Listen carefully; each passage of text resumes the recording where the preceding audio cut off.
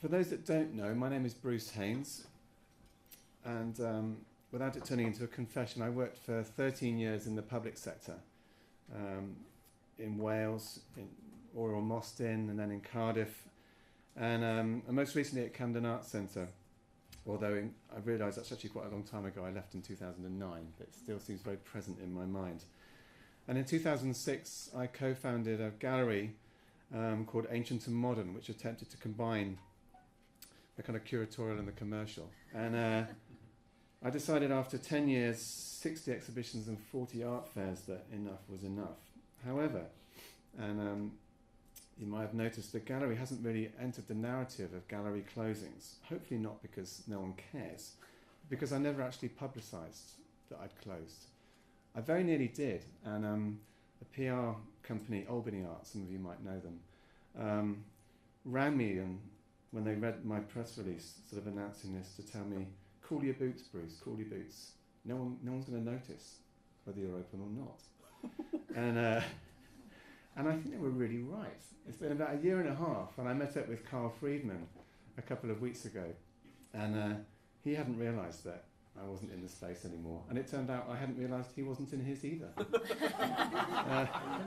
Some of the conversations I had, and some of you are here today, led me to be encouraged to apply to do a PhD. So what I thought would be a kind of cathartic exercise in understanding why it was that I thought I could run a commercial art gallery, have turned into a technie. And so they're funding my PhD, which starts with the question, what might alternative methods of representing artists in the commercial sector look like? So today is about asking questions.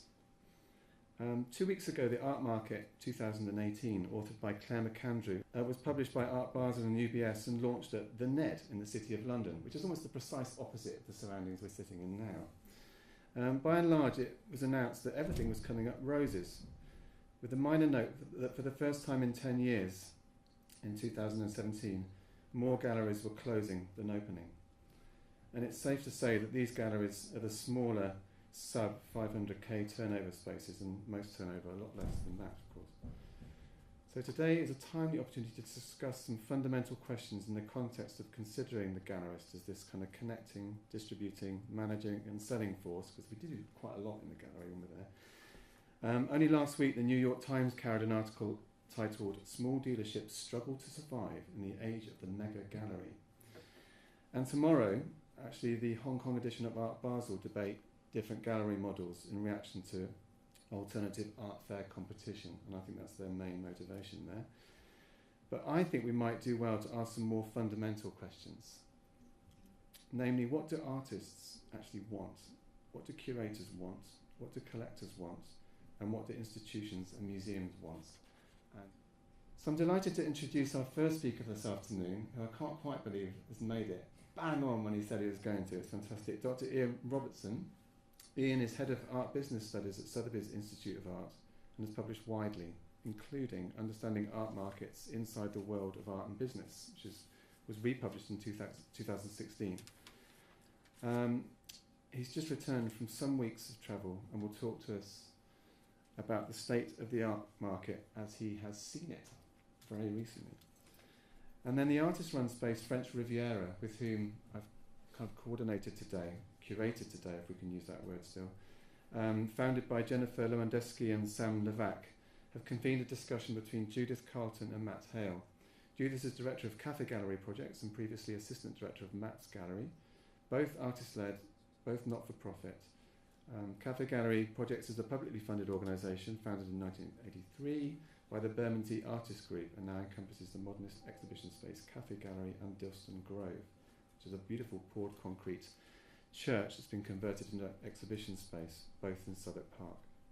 And Matt is an artist and co-founder of City Racing, which ran between 1988 and 1998, and the subject of a book of the same name, which documents a key period in London's art world history.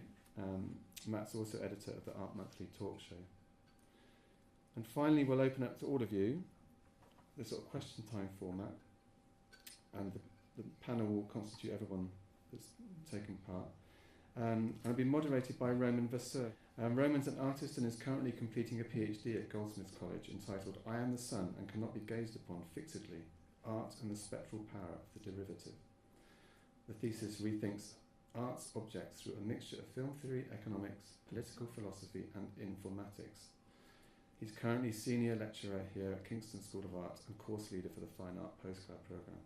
And he'll be joined on the panel by Rachel Williams. I'm really happy he's come, the owner of Vilma Gold, and a gallery which ran really from the early 2000s. I grew up around here, and when I was very, very young, even younger than Bruce's past, literally I was in shorts. I remember Kingston Polytechnic, and I was looking up to the students and thinking, one day, I will also be a graduate and things like that. So I've got really fond memories of this place anyway. It's a fantastic university. So Bruce has given me an enormous remit, almost incalculable in its size. I actually start with Todd Taylor. I met Todd, fun enough, this is another apocryphal tale. It's going to be structured later on in the 20 minutes I have. Todd Taylor, I met him in the bookshops what's the big bookshop? Vernon's. No, not Vernon. Foyles. And he was there to look at his new book, which is just published, just 2,000 pages, some extremely obscure subject. But Todd, I wondered, he moved from essentially Soho, in a very, very nice building in the centre of Soho. And I asked him directly, because I always wondered how much he paid for rent for this building in the middle of Soho. And the reason he was there for 14 years. Anyone have any idea how much he paid? It was extraordinary. Zero? I wish I could say that. I wish Todd could say that. 90,000 a month. I said, how on earth, because I've seen his shows, how on earth are you selling in excess of 90,000 a month over 14 years to keep this whole thing going? That's damn near $1 million a year. He said, no, no problem. So clearly, Todd is not what he appears. Todd is obviously a wheeler dealer, as well as putting on highly, I would say, art world type shows. So he's market and world, and he seems to have made it work, because I haven't seen him at art fairs.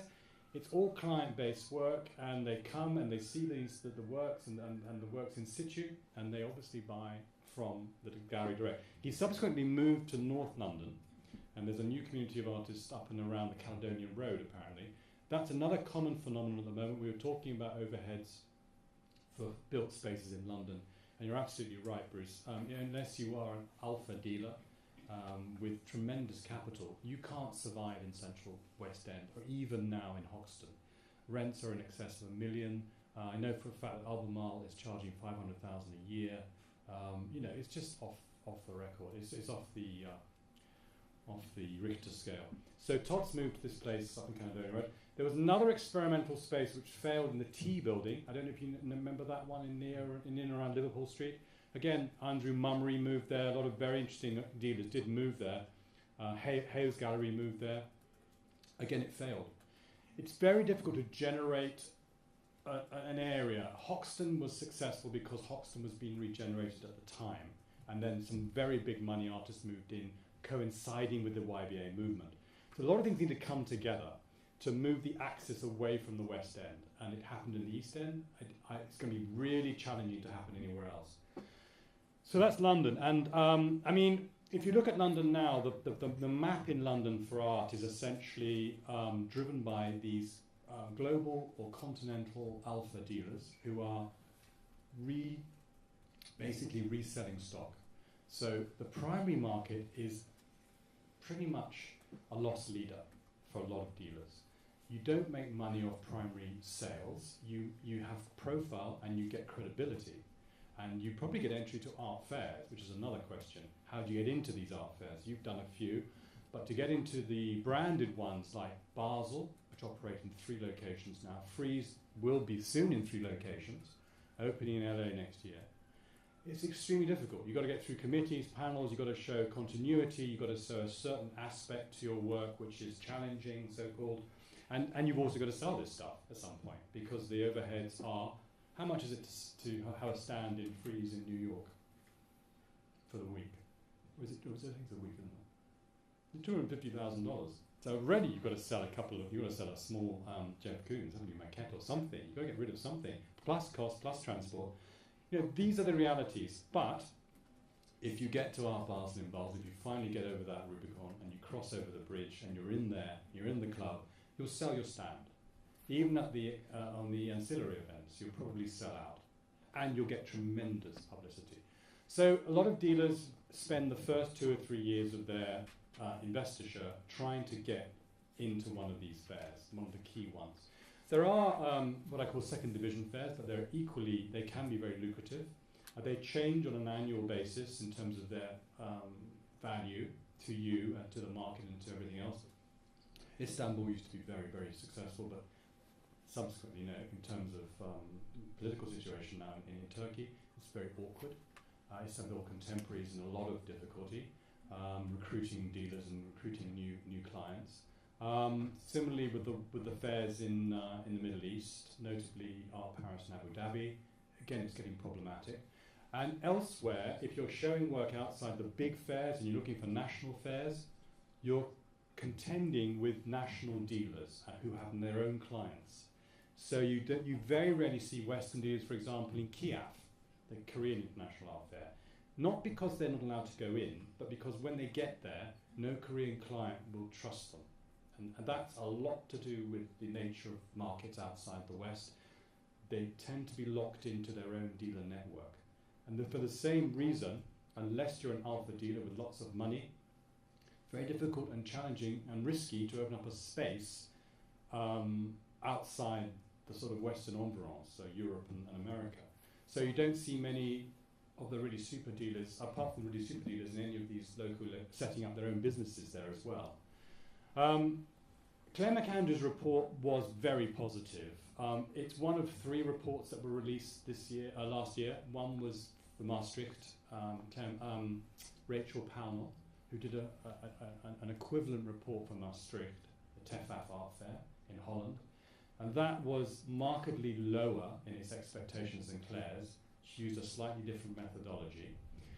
There's another fair release actually by Art Price, who are the leading art database. If you're going to subscribe to any databases, Art Price would be my first one, followed by ArtNet in terms of information. And they came to the conclusion that Art Price came to the conclusion that the China market was much bigger than Claire McAndrew had analysed it at. So, the point is there isn't just one source you can go to now. There are 3 or 4 sources which give slightly different pictures. The question of the market in the West is a big one at the moment. Is it going to sustain its premier position within contemporary art, particularly in New York and London? And that's a geopolitical question, really, because the money, quite frankly, the money in London is non-resident. It's not local money. So a lot of it depends, and New York less so, because there's more money within America. But with London, it's very much to do with who is resident in London, who doesn't live here full time. And we talk about Russian oligarchs. I mean, it's in the news now. They're freezing bank accounts, possibly even repatriation of some of the wealth. It's going to hit the market very, very hard. Similarly in the Middle East, we're very vulnerable to downturns in Middle Eastern investments, and Qatar being the one at the moment which we're all worried about. Qatar, the Al Thani family are by far the biggest collectors on the market. They spend, between them and the Saudis, they basically hold up half the market. And that's another point. With the top end of the market, you're looking at about 20 collectors who really sustain the numbers. I know it's crazy. I mean, we're on I'm on a very domestic level. I mean, I talk about these figures. I can assure you I'm not in that category. And there are about 20 people, and the Al Thanis are, literally, they're spending something like 3 or 4 billion a year on art. The latest, the Salvador Mundi picture, which was acquired by a Saudi prince for a UAE collector, museum, because of the political standoff between Qatar and UAE and Saudi Arabia. I mean, that was 450 million. That was pretty much the entire New York sale. I mean, it was half Christie's sale, basically. So, I don't want to overestimate. You can have, we have a client, the Southern's our client have 2 big clients in Beijing, which sustains the entire auction in Beijing. Christie's have 1 client in Shanghai, Liu Yichen, and he basically is all the only client they need. So he buys off the cover lot. So he buys the cover of the catalogue and then he moves on to the next catalogue. It's that kind of, I mean, you wouldn't call it, you couldn't call it a connoisseur's choice, but it certainly works, and the numbers work. So, you know, that, I'm afraid you have to bear that in mind. A lot of the clients in the Middle East similarly buy off cover lots, or they buy the work which the dealer has in stock. And that sort of, the other thing to bear in mind is the money now being spent on the market at this level is real money. It's not borrowed money, it's not leveraged money.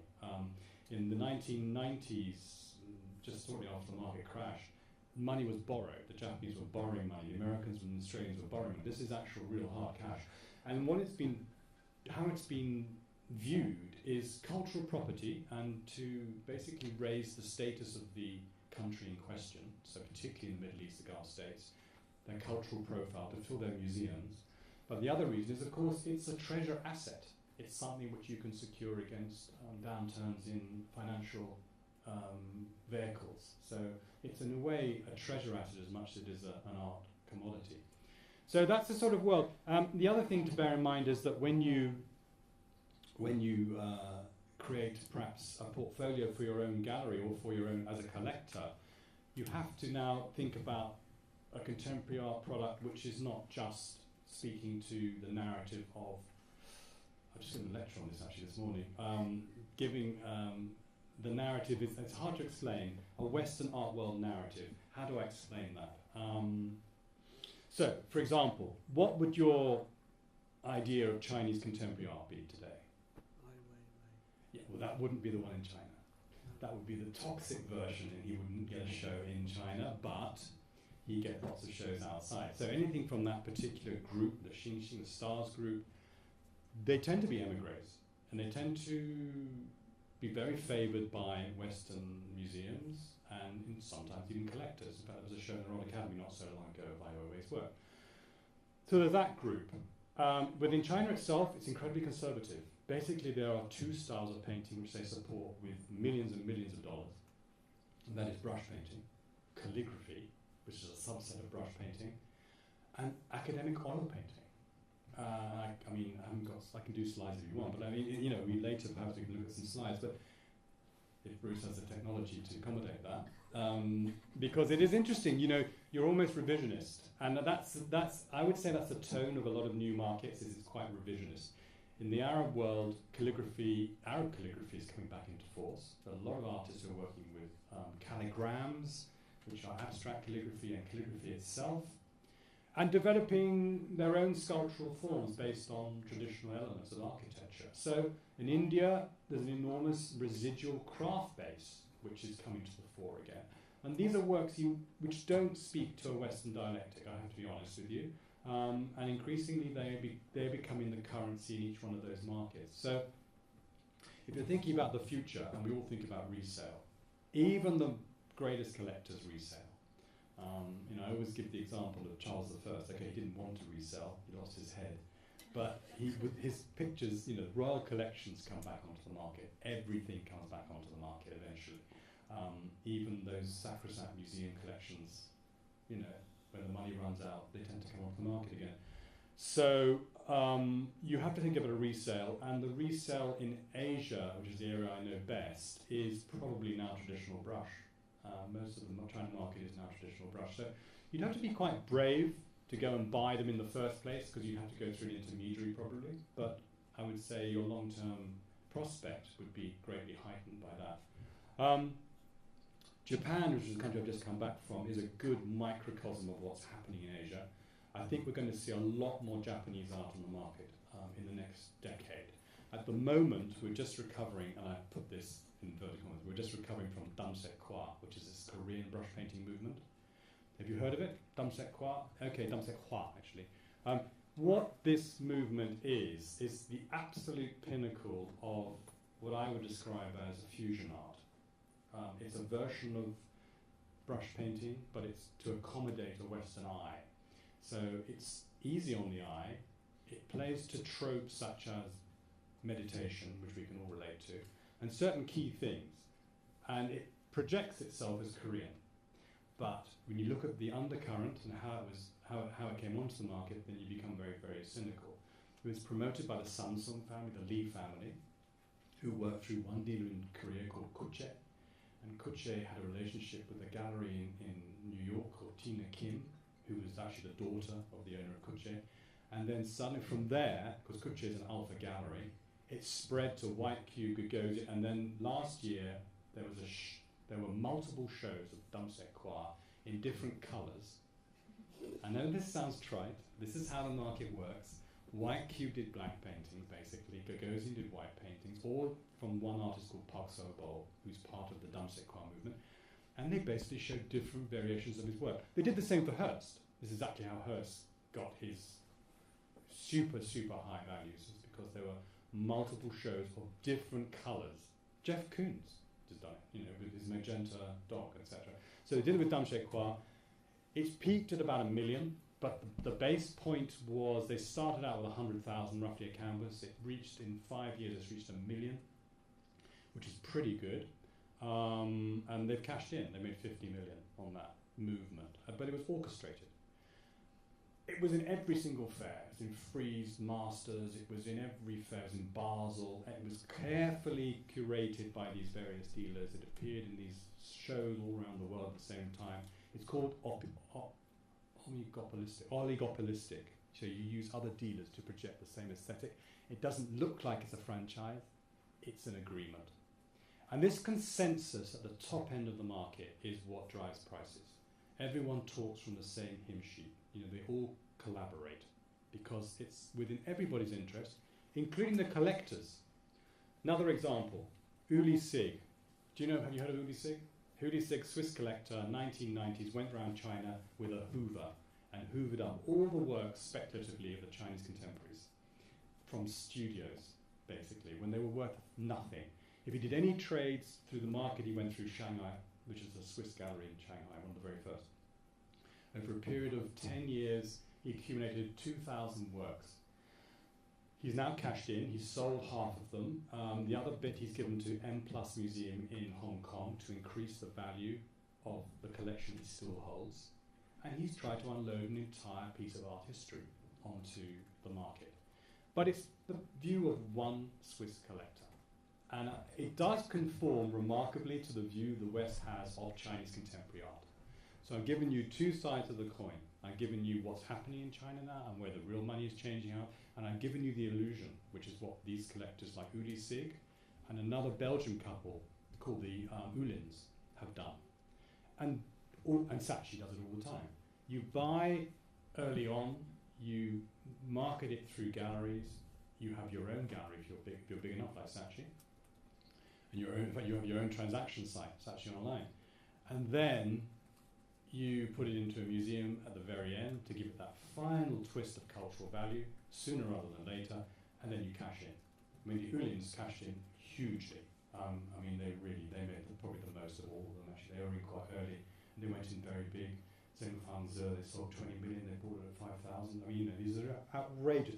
If you want to make money in the art world, and we all do, we all hope, you've got to be you basically have to tag on to an alpha collector.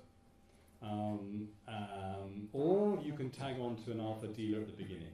But once you're tagging on, you've got to make a commitment to things. I'm afraid even if you don't like them, you've got to. I couldn't get my head around. I'm sorry to say that. I sound like a Philistine, and I did art history, and I've lost all this purity and those ideals have all been wiped away by the market. And I've become corrupted. My aesthetic has become corrupted. But I'm afraid you have. I didn't like political pop painting. People like Zhang Chao, I hated that stuff. And I went to the studios when it was still wet on the walls, and it was $10,000 cash.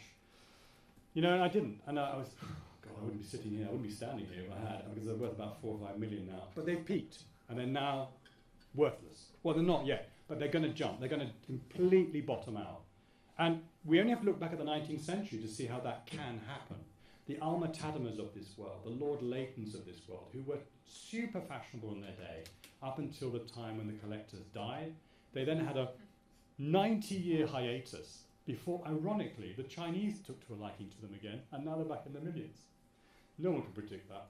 you just can't accommodate that sort of long-term taste, but you can accommodate short-term strategies. And that would be my message to all of you, if you're going out to the market, is look for a short-term return. All the big dealers, this is give you an idea of how confident they are in contemporary art, capital C. All the big dealers have stocks of modern and antique art. So they will make, from many of the profits they make from contemporary and it's called flipping, in the short term, they will put it into modern and old master pictures. Because that's their long-term investment. You very rarely will you find an artist who is contemporary today who stands the test of time. I could throw a few names in, artists I think who might, because they've gone so far into art history. Gerhard Richter is probably one. But I would, even then, I wouldn't put my money on it. I wouldn't even put all my money on Picasso, actually, but that's another story. People are putting all money on Picasso. So, where are we now? Nearly a quarter past. It's like just a minute, isn't it? But no hesitation, no. So, the last thing I would like to say is just to explain to you how the market works from an economic point of view. So, there are degree shows, artists go to degree shows, and you can buy from degree shows, and now the works can be up to £2,000, £3,000, £4,000. I'm not sure those degree show works have a value because the artist changes so dramatically after the degree show that they don't necessarily, these objects are not commodities yet. If you buy outside the market, you think you're being clever, you're not. You have to really buy inside the system. There are exceptions. Urban art was possibly an exception. I did actually buy Adam Neat, and he did reasonably well for about 4 or 5 years. You know, there are real exceptions, but on the whole, you have to buy when they get their first dealer. And then you have to choose the dealer you buy from, because I have to say the dealer makes an enormous difference to the artist. The artist is, there are hundreds and thousands of artists, I'm sorry to say this, and you're artists amongst you, but there are thousands and thousands of artists. The dealer creates, you know, the French dealers in the 19th century basically created the prices for Impressionism and for modernism. So the dealer is tremendously significant. You've got to choose your dealer very, very carefully.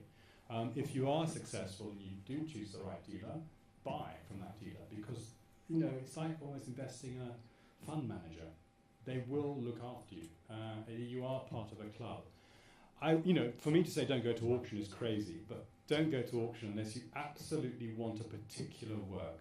Because I know we're selling contemporary works now, but I think it's a bit naughty because that should be dealers' territory. You know, you go to auction to buy an image because you literally can't find it anywhere else, and you're going to pay a premium for that privilege. You really are going to pay a premium. But on the upside, once it's been through an auction once, it probably can go through again in the short term. With a dealer, there's no guarantee because it hasn't been in the auction market yet. So we don't know how attractive it will be to a wider audience. Also, the funnels in the auction are much more narrow because there's a smaller number of works which get sold through blue chip auctions than get sold through alpha dealers. So there's greater supply into the dealers than there is into the auction, which one of the reasons why the price at auction is so high is supply and choice, because there are many more alpha dealers than there are blue chip auction houses. So that's how that works. When you have, and if you have realized a profit, never forget that you're paying enormous amounts of tax, commission, what else? Droit de suite, resale royalty now. I mean, there's 50% of the cost after the hammer has gone down. You can add that to your purchase. So it's not something you go into lightly.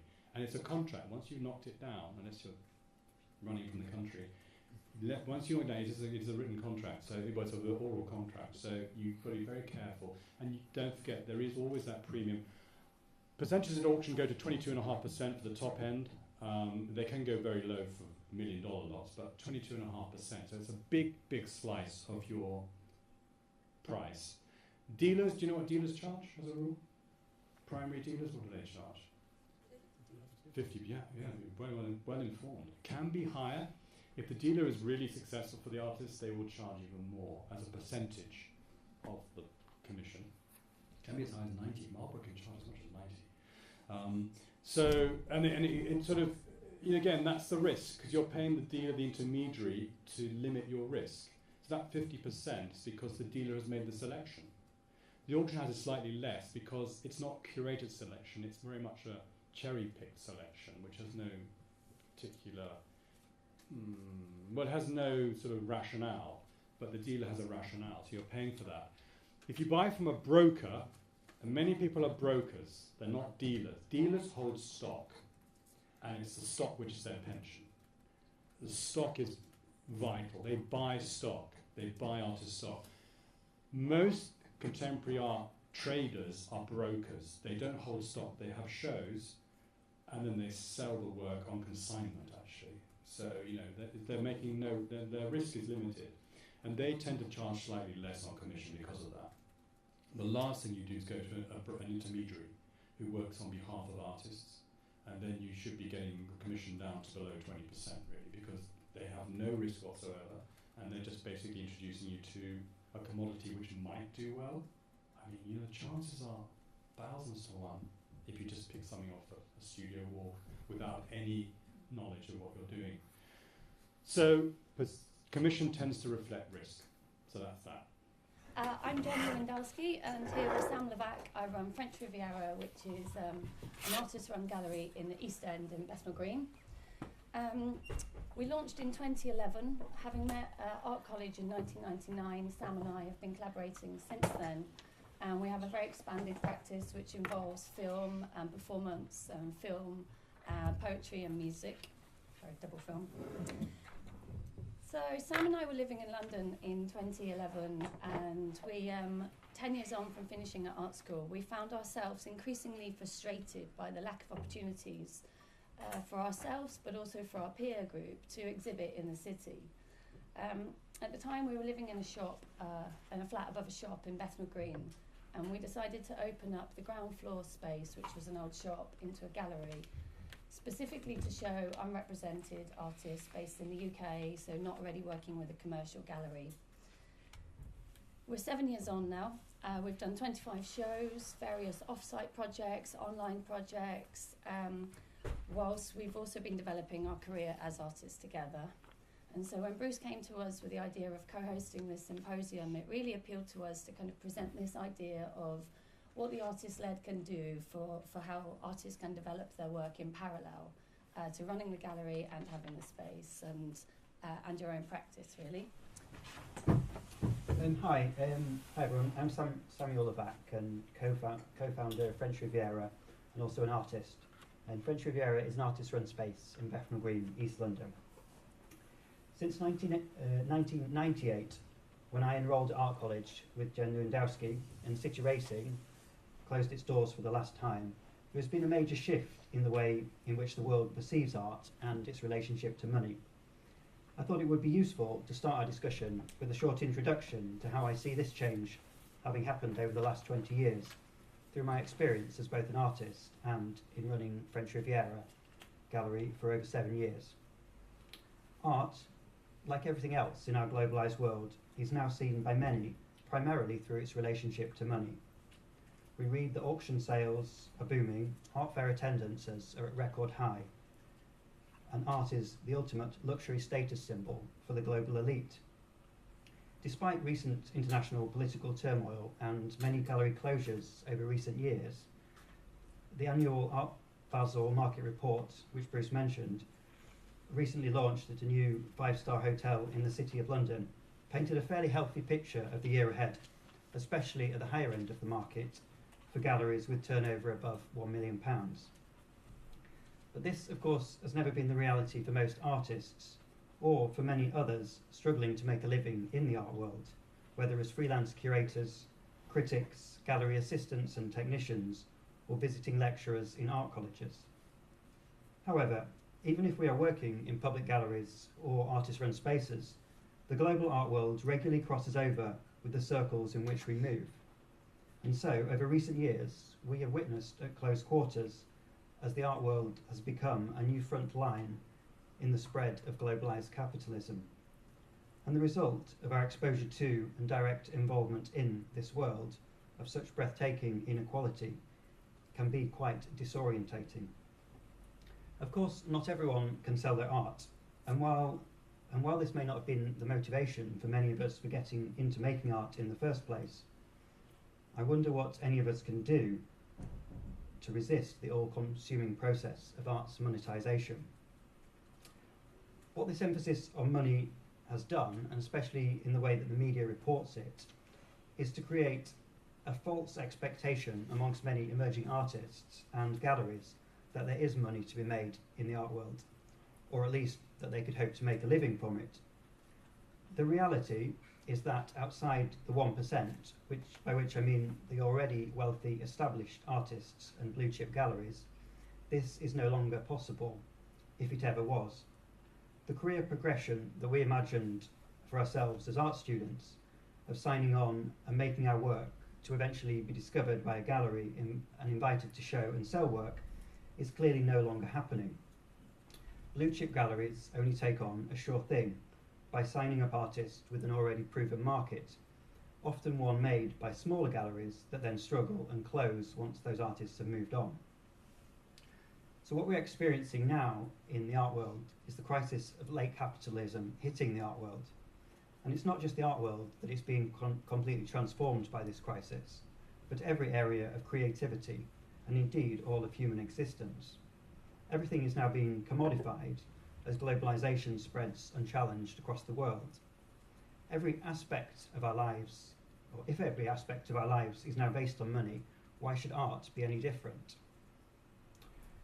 My question is whether a new generation of artists will be able to have an independent voice that questions the power structures on which the world is built. Has art's moment as a mode of avant-garde cultural expression passed into history over the last 20 years, or is there a new chapter yet to come? Perhaps what we are seeing with the closure of small and medium-sized spaces across London and internationally is not a market correction, but the end of an era. The era when the art world was a cottage industry. The era when the art world was a cottage industry that existed to support creative talent and new modes of expression. In our globalised world of late capitalism, by which I mean the era in which capitalism is coming to an end, but before we have conceived of what will replace it, running smaller and medium-sized galleries as traditional businesses no longer seems to work. So what about artist-run galleries? Perhaps this could be our moment. We didn't intend this when we opened French Riviera over 7 years ago, but we've ended up outlasting many of the commercial galleries in the East End. What we need to understand now is how we can secure the massive investment needed, both public and private, and in cash and human labour, into directly supporting the next generation of artists and artist-run spaces to show their work as an alternative to the traditional private gallery system for the lower end of the market. To enable this to happen, I would suggest the following three things as a starting point. One, public and private investment in real estate for exclusive use as art spaces and studios on secure long-term leases at zero rent. So City Racing were only able to run their programme for 10 years because they were squatting the building and so didn't pay rent. Similarly, we've had a rent-free arrangement to use the building in which we operate French Riviera for the duration of our existence, but wouldn't be able to operate our programme without it. So wealthy patrons and collectors need to buy buildings across London and give them to artist-run galleries and artists for their studio space on secure leases with zero rent. Zero is the only affordable rent for these types of organisations and individuals.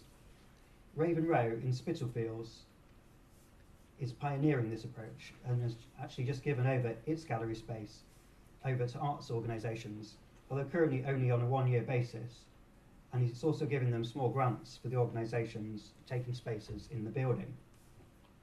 The Arts Council should look to put capital investment into real estate in London and across the UK and give these spaces on a rotating basis with 3-year minimum terms to arts organisations who would then not need to spend a major portion of their grants on paying landlords and could instead focus on delivering innovative programmes rather than worrying about facing eviction at short notice as part of the churn of the commercial property market.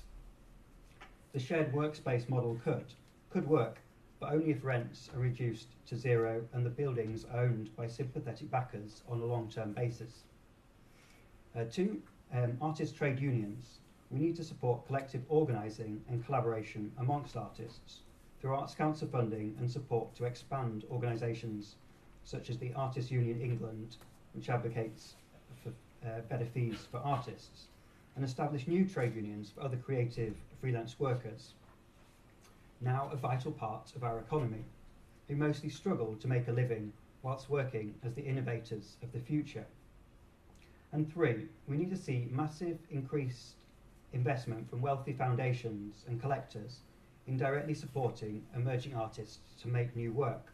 So yeah, we need to see more initiatives such as the Paul Hamlyn Foundation Awards for Artists, which gives £60,000 over 3 years directly to emerging artists and composers to, as they put it, support artists at a timely moment in their careers, giving them the freedom to develop their creative ideas and contributing to their personal and professional growth. Unlike many other markers of achievement in the art world, these grants are not based on an artist's previous commercial success and can often be the make or break between the recipients continuing with their practice or giving up.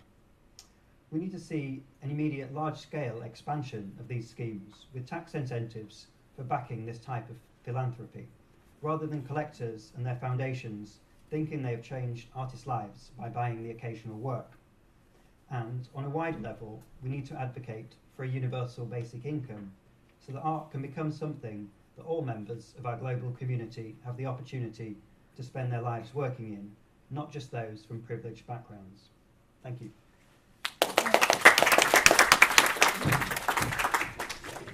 So Matt, why don't we start with you and city racing?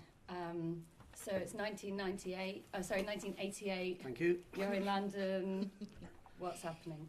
Well, I left art school, as in I went to Goldsmiths MA and left in '86. So privileged degree, then MA, little gap in between the two.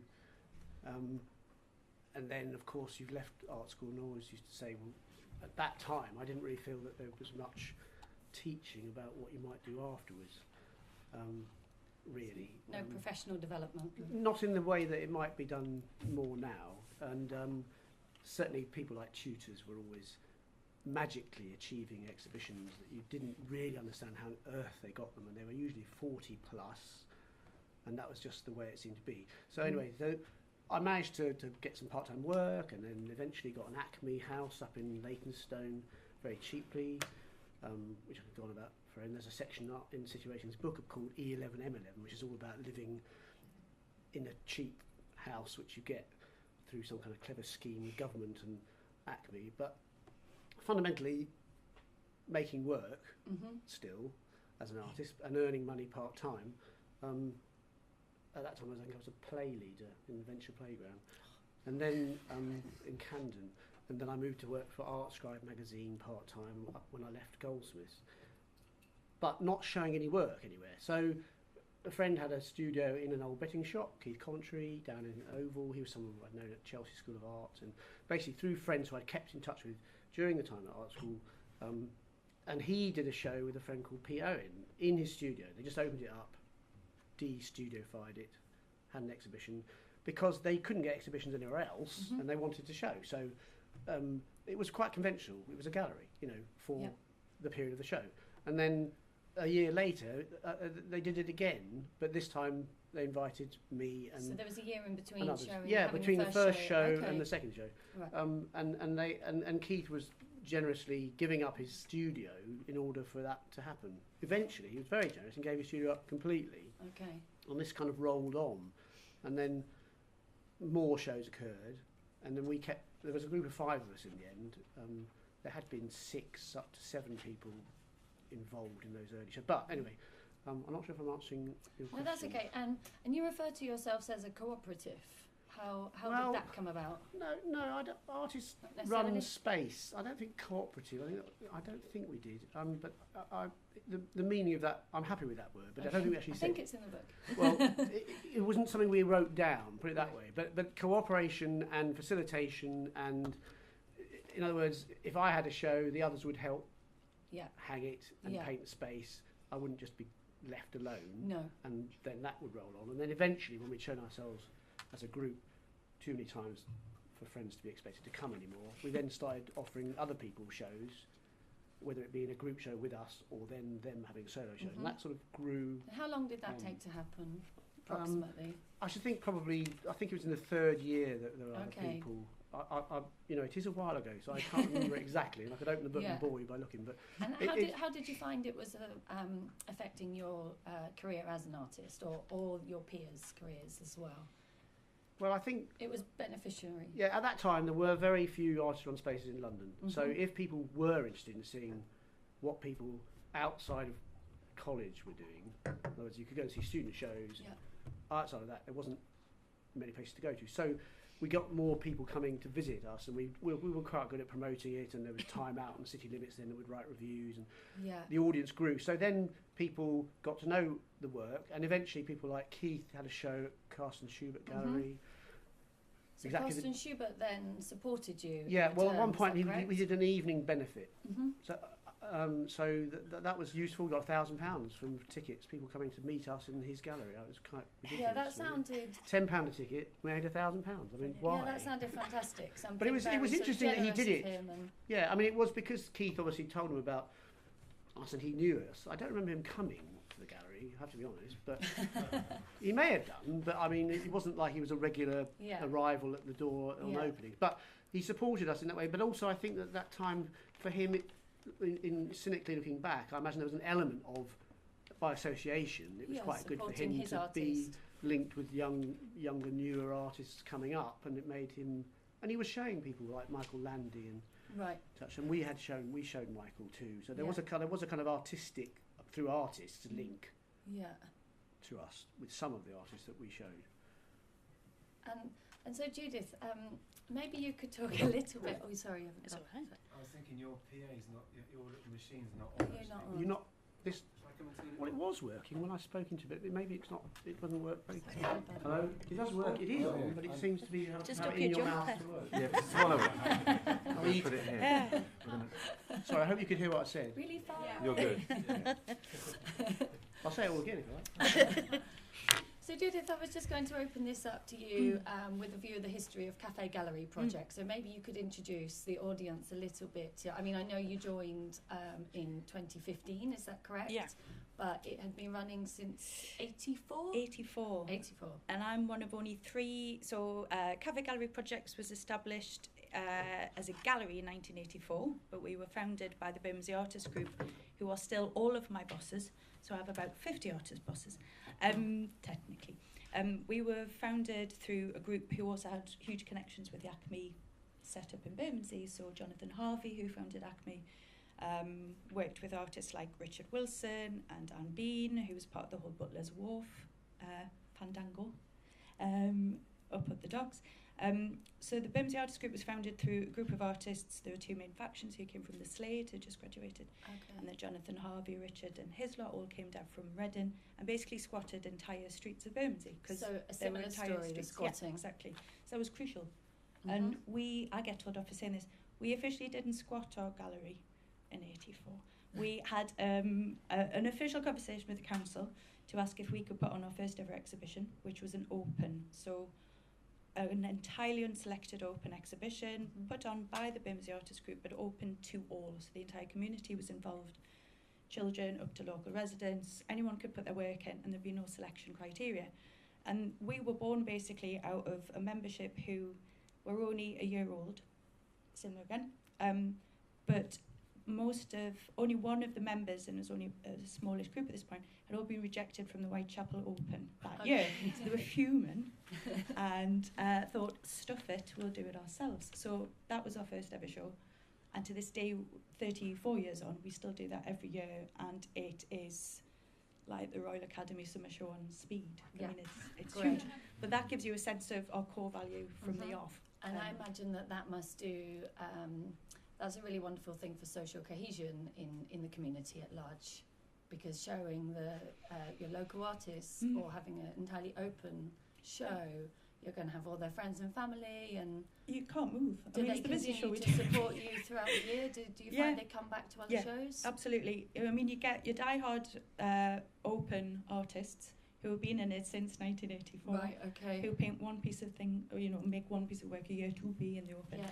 And then you've got all the membership, you've got artists who have shown with us throughout the last 34 years. So you've got Royal Academicians next to students who are 19 years old who have just been in the Camberwell annual exhibition. So Right. you've got this huge family, Yeah. and then that feeds new members into the membership as well.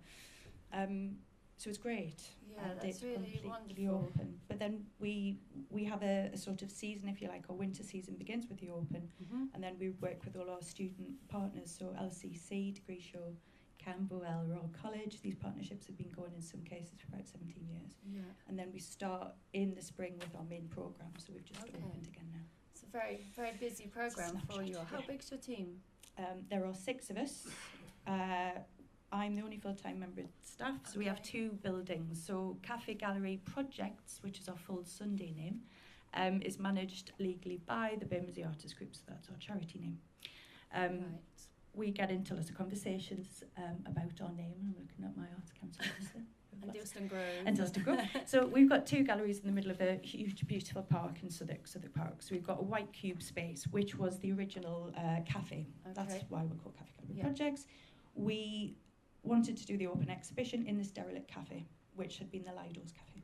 So that's why we have our glamorous name. We Mhm. became in 2000 Cafe Gallery Projects when we took on our second gallery called Dilston Grove, Right.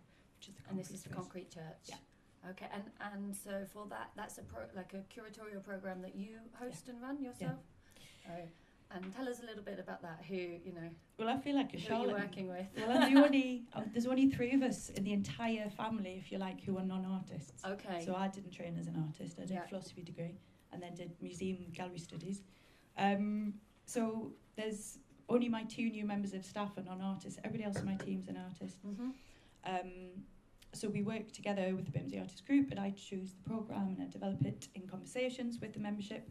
But I've been lucky that I've worked now for 3 artist-led organisations, Okay. Yeah. having Yep. not been an artist myself. Previously at Matt's Gallery. Yeah, so Matt's Gallery, and before then Cubit.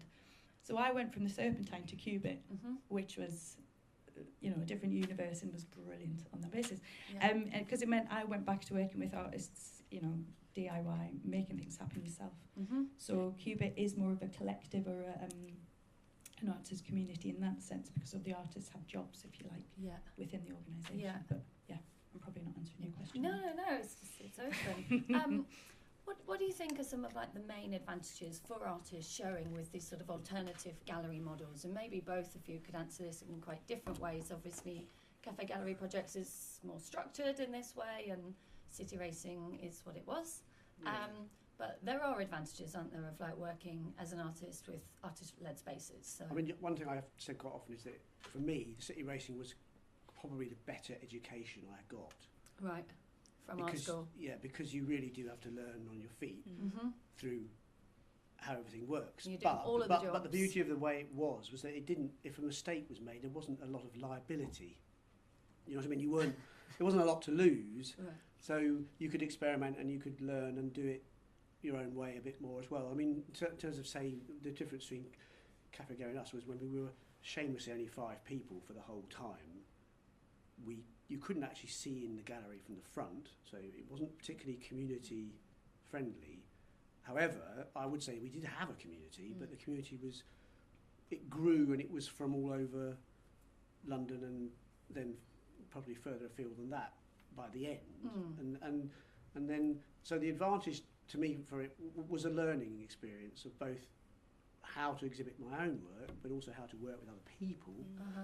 and then how to opened up your facilitate network. other artists, and then learn from the way they thought and did their work. So, I mean, it's something that obviously you can learn in any kind of gallery or museum, or without it in the gallery. You're just working with other people, and a lot of it is normal life experience learning. Yeah. But at the same time, if you, it's not something you get to learn when at art school particularly. No. I mean, I say that I didn't put it that way, but then I went to a college where they still had a painting department and a sculpture department Yeah, it's quite and formal. a film department, and now I think it's possibly in some cases slightly more integrated and more open. I think it was definitely our experience in terms of running French Riviera that we neither of us had gone to do postgraduates and neither had done MAs, but we kind of wanted to build up our community of artists and our network of other artists that we know a few people in London, but we wanted to kind of feel that we had that kind of peer group, and that's a community that's grown up organically around having a space that artists who've been in previous shows will come back for opening. Some of them are here today for the symposium, so it's a really kind of it's quite an organic process, but it is a very much an educational process. And it's and when I say education, for me as an artist, which Bruce didn't actually mention, interestingly, because it's not his mistake, but I've always been an artist, but I've always had to work as a job to earn money to pay as an artist. But it's kind of not by principle, but I'm actually quite happy with that existing, because as an artist it gives you a certain freedom, because you're not necessarily tied to the market, so you don't have to produce on demand for an art fair that's happening next month, and you don't have to make anything you don't really want to make. It's just, can you afford to buy the materials you want to use, or the space you want to make it in, or take the airplane to where you want to do a performance, or whatever it might be. So, and I think that whole attitude sort of came out of city racing a bit, and also living in these ATME houses. There was the DIY. It's a bit of a cliche, but it kind of is an approach to life in a way. It's not just a throwaway phrase, really. And I think the difference between that and sort of this whole commercial thing, but the community also, you learn so much. It's an extension of art school in a way, the way we do it, I think, because you're with artists in art school, you're next to your mate in your studio, and you learn from them, and then you carry on. But if you don't carry on with other people, you're just suddenly on your own. Yeah, and then absolutely. And it's like a black hole. Which artists will find more and more so now that studio But I think it rent makes is so better art. expensive. I mean, if you're talking about the markets, why the market should consider this conversation at all interesting is because, in a way, it's like, well, actually, what kind of art do you want? You know, because if this generates conversations about art and what kind of art you're making and why you're making it and testing each other, and you're going to probably produce stuff which is, whereas if you're just somehow following trends in the market and trying to, you know, I thought the opening talk was brilliant because it was so generously revealing of a mindset which seems so alien, really, although I know it exists. Yeah.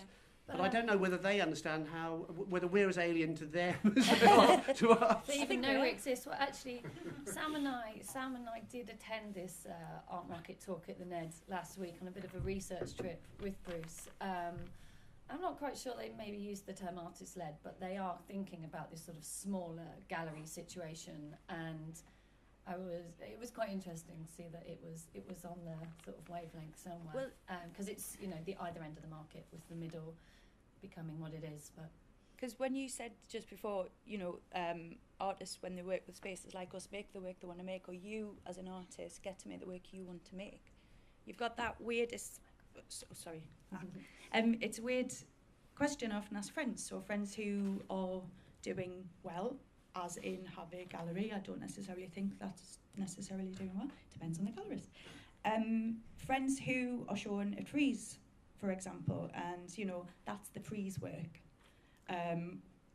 How different is that work? So when we think about collections and we look back in 50 years and look at our public collections now, where are the gaps going to be? Because when you look at actual developments in art history and contemporary art now, I've been trained basically by some of the best artists, and Robin Clastic, for example, has been some of the best legendary people within installation art. Installation art's really expensive. It can be really cheap to make. It's very expensive to store, so most people don't want to buy it. So there's going to be huge gaps when we look back. There's always huge gaps when we look back over time. I think, well, there's only really obvious versions of that person's work in public collections, and then you start going through auctions probably in the future and try and find those gaps. But I think there's a crisis there in terms of our collection capabilities now. So with the obvious reductions to collections budgets and all sorts of things in government budgets, we are, of course, collecting less. Museums are less able to necessarily collect the works they'd like to, or the volume of work they'd like to be able to represent this moment in time, which is why, you know, Caroline and the work she does at Contemporary Art Society is so important, because they invest in filling those gaps. Yeah, basically, it's a long waffly version of saying, when I've worked at other galleries like Matt's gallery, it's really interesting to see artists like Mike Nelson at an art fair. They're tiny. Well, for him, they're tiny, but they're huge. But, you know, how does an artist like that, who specialises in installation or really large, challenging work, then have a sort of second life in the art fair? Because it's not representative necessarily of their actual oeuvre. It's kind of trinkets, which doesn't sound very kind. So you see that as more kind of like the, I don't know, the merchandise or something from an artist's practice? It's part of their practice. And every artist has a different view on it. It's their work, obviously. But I just wonder what it represents in terms of how...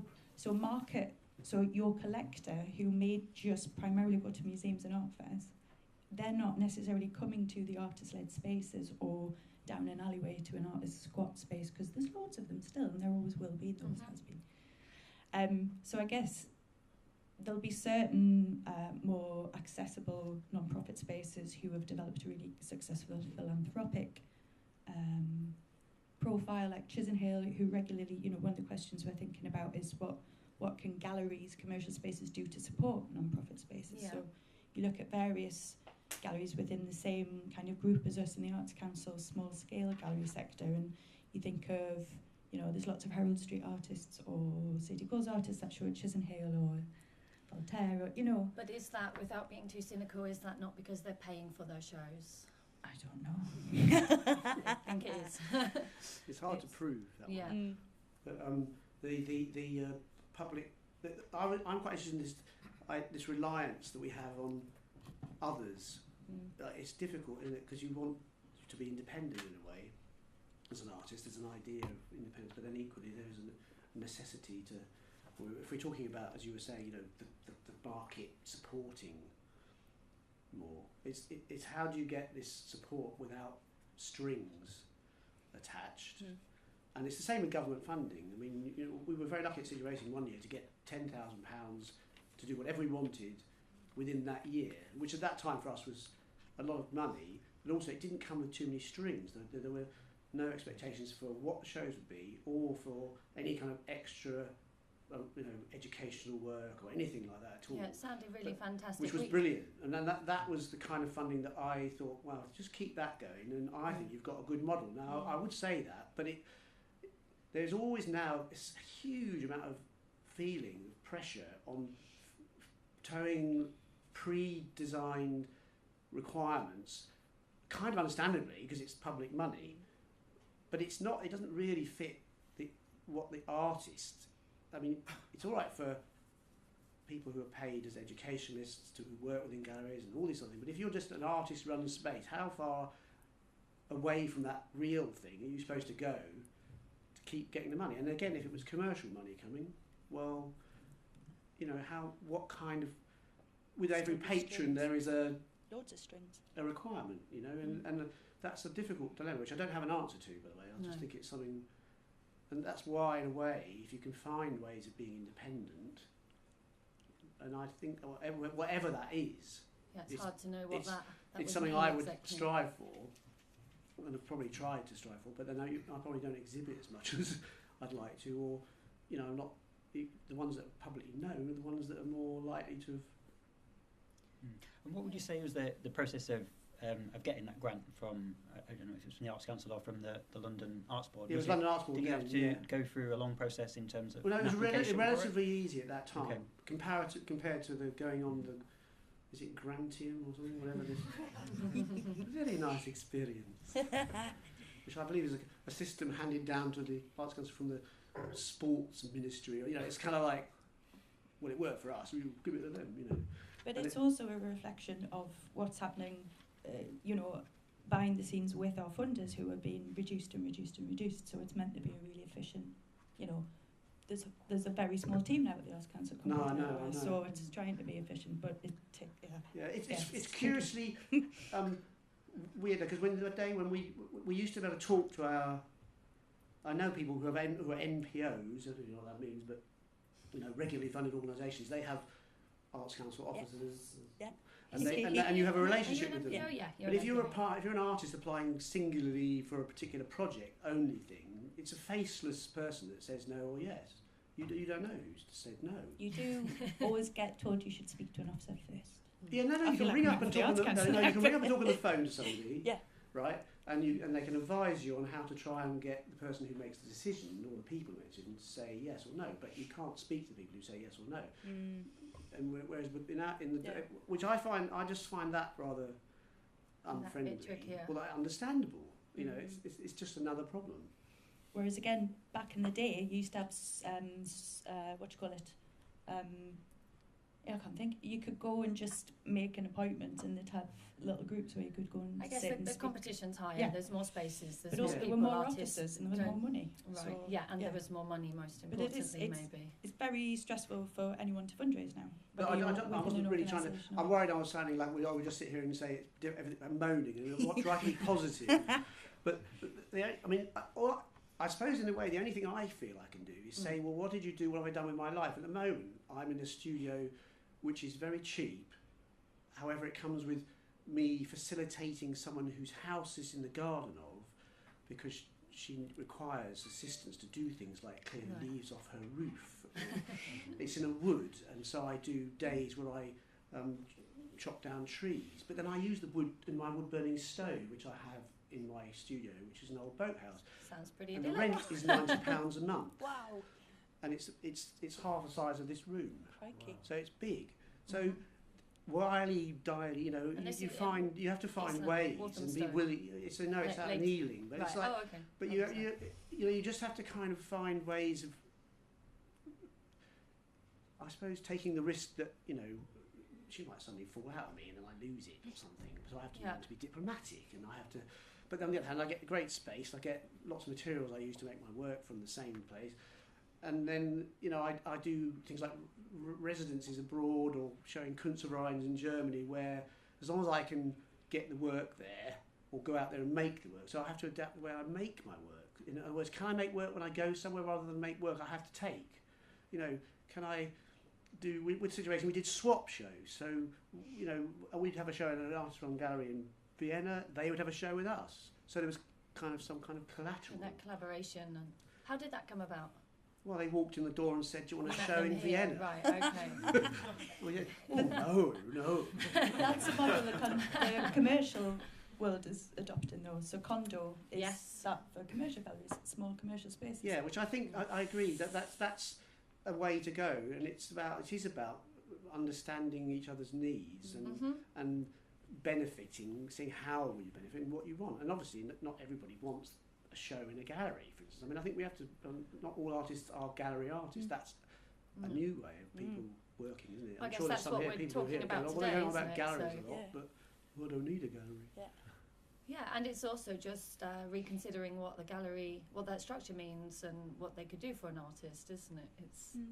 It may work or it may not work, but. In terms of selling stuff, because we did sell stuff in City Racing as well, which was a funny experience. But who I'm was not around in against the selling. world then that I guess Saatchi was there. But He used to come, and I think the artists he bought were probably people he might have bought anyway. But then, so Sarah Lucas came and had a show, and he bought her work. But I would be very surprised if he hadn't found her somewhere else and bought it from somewhere else, either at the same time or just after or whatever. We would never claim, and I think some artists were really very prime for that, and it was just a time thing. We gave them a show when it was timed right. We might not even have known it was, but so there was that element, and then that money was obviously useful for us to buy some emulsion paint or something. It was never a lot of money, but selling is fine, and that's what I want to make. So we're nearly done, I think, before we go with the panel discussion, but maybe, so City Racing finished 10 years later. How did you close it? What was the various strategy people had behind children, they had careers as artists more, and I think they were, you would call them careers. People like Paul Noble and Keith Donaldry, they've become quite well-known artists, and just time and necessity to run something in order to get their work seen was not necessary, but they'd have to say why they But So we do you all feel decided it as a fulfilled its group mission, not to. as Yeah, you I think know? it had, and by then there was a lot more artist-run spaces and a lot more commercial galleries coming up, and you know, funding things had changed. We did find the funding a bit of a pain to get then, so that was a reason. We weren't great. There was a time where we thought, well, you know, one of us could get a job here. We could keep this going, and it could become another kind of cafe gallery kind of thing, you know. And I did consider that, but I felt that we wouldn't be an artist anymore if you. Because it's hard to be an artist. I mean, I work for Art Monthly. So people don't always think of me as an artist because I work for an art magazine. They think, well, you can't be. You know, but a lot of our writers are artists, and actually it's very common for people to be both. But it's not always remembered. So I just, that time I thought, I don't want to do that because I'll not be thought of as an artist. And Judith, finally, how do you see the gallery going into the future? That's a big question. I just thought it was a good point to make that my predecessor, so the gallery was founded by an artist who's still very proactive called Ron Hennick, and he's still really prolific, and I never understood how the hell he did it. Because I have no time and I don't make anything. So I don't know how the hell Did he he did apply for the grants? No, Because if he didn't apply for the grants, that's why he had time. So, I mean, amazing. And Robin Klasnick's model at Matt's Gallery is still that every single, you know, people ask him, are you still a practicing artist? So they assume he's not because he runs a gallery and has a job. But he's like, well, every single commission, every single commission is part of my, it's an extension of my practice. So there's many ways to do it. But it does feel like we're in a different universe. We, of course, are aware of the market. I go occasionally to an art fair when there's time, or there's a free ticket. Do you have collectors come to your gallery? We that do, you know? but not very often, and that's something I'm building now because, okay. I mean, we're a charity, so an NPO and a charity, but all non-profit spaces have had to become professionalised. We're all artists all of our spaces, so look at us, look at Matt's Gallery. My three key examples are Cubit, started in the 90s, group of artists, Peter Doig, Dexter Dollarwood, all of these artists who just needed space for studios. They started self-organising because they had to show certain work and they had to show their friends' work because nobody else was, like you were doing. And then those who've survived and become like stalwart project spaces. So we're 34, we're 35 next year. Matt's Gallery will be 40 next year. Cubit's pushing 30. We've all survived because we've evolved and we've had to really evolve. And now evolution, the last few years onwards, is certainly to be even more entrepreneurial, get a collector's base, but also get patronage and philanthropy. So it's new challenges. Yeah, but you know, we've all been doing it for a while, but now it has to fill the voids of public funding. So. Teeter off. Okay, I think we better wrap up because we're going to invite more people up for the panel. So thank you.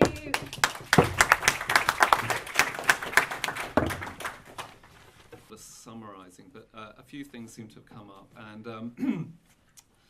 and it's kind of hard to tell whether this whole discussion is about a kind of correction in the market or whether it's about a kind of fundamental shift in the market, or in fact, as I was thinking just towards the end there, that in a way, the guilty secret of some medium-sized galleries, and as kind of Bruce and I have had conversations before, is that most people didn't start a gallery to sell work or become a kind of wheeler dealer, whatever, but in actual fact found themselves being kind of the spaces and what they did being informed by the logic of commercial galleries, and so kind of falling into that kind of logic and space.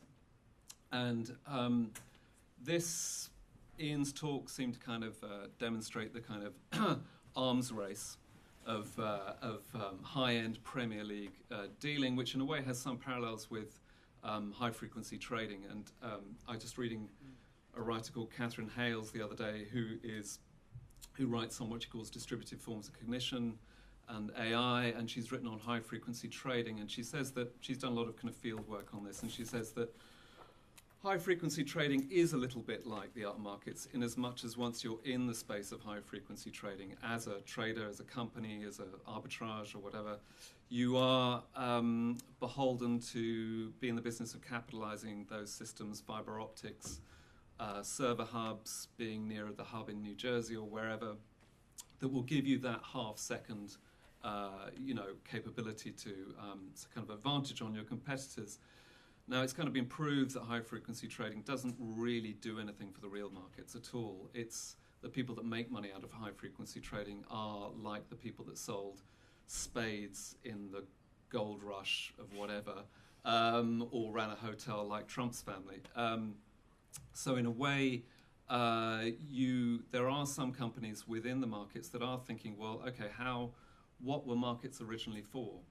What were they meant to do, and how can we slow down trading? How can we actually produce systems which produce some kind of ethics into the market? Now that would be a kind of correction, and other people would say, okay, we'll just get rid of the markets. But that brings in another question, which is that, and maybe this is something that underscores the difference in the reality of that period of learning and growing and whatever, that is the difference between, I don't know how old you are, Matt, but I think... Nearly 60. Nearly 60, okay, a little bit old. But I think we grew up in a very similar London, and that is a London with a very different kind of space, a very different kind of economy of space, and a very different kind of economy overall than maybe the one that Jen or Sam or others or my students are entering into. And and so in a way, the kind of places of experiment are very different, I think. And also and not necessarily the spaces of face-to-face meeting either, which I think is something we need to underscore, particularly when making a parallel between the markets or the financial markets and art, is that money has become information, and it's become information as an energy and as a force, and in the same way contemporary art has very much become an information, has become information, the vectors of which are mined constantly. So whilst we can talk about the objects that are sold on the art market, we can also think about those other ancillary organisations that mine those vectors of information and make money. And that is the same for universities, talking about your concerns. Those people that are making money out of universities are the people providing student accommodation, the estates, and not me. So, or HPLs or anybody else. So the risk is in a way devolved down to us, and the risk is hedged out of the way by those people that are making enormous amounts of money. And talk about, if you meet an investment specialist in the city who's putting money into student housing, as I've done, they said it's all going fantastic. University is fantastic business. Great. So to him, it's of no interest as to what's happening on the shop floor. It's of interest to him that actually there's money to be made. Anyway, so it's my job to kind of tease a few questions out or referee a few questions out. So I don't know if members of the panel want to ask each other's questions in response to the things that have been said. Can I ask Rachel? I mean, yeah. Not a question really. I just think it'd be interesting to hear, because Rachel you ran a commercial gallery. I believe you'd call it that, but that's a question. Would you call it that? Yeah, it was. I had just left art college, and we didn't have any funding or anything. It just sold beer, and we basically got a group of artists together. This was my partner and I. And we were very inspired by what you had done with City Racing, and Bank had done a lot of great shows, and we loved that kind of spirit that you got in those kind of galleries, but we wanted to try and make it work commercially.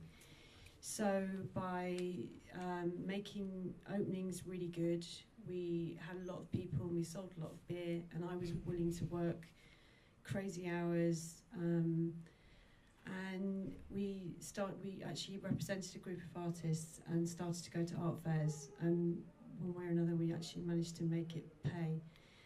And I recently closed, well, actually a year ago, and I didn't fold or anything. It was a choice, and at that point I was doing all the art fairs. I had a booth at Basel, I'd done all the Basel fairs, but I just didn't like the job anymore for me personally. So, but yeah, it was a commercial venture, but we always tried to keep the sort of artistic spirit. That was the sort of inspiration, which got more and more and more difficult to do. So that's what happened. Does that answer? Yeah, no, thanks a lot. Yeah, no, I mean, no, you don't often get to hear from people who this is working, isn't it? Yeah. You don't often get to. I'll stick it in my mouth. You don't often get to hear people who their direct experience, especially from commercial galleries. To be honest with you. Nope. You know, we all hear lots of public people speaking, public galleries, but you don't hear it.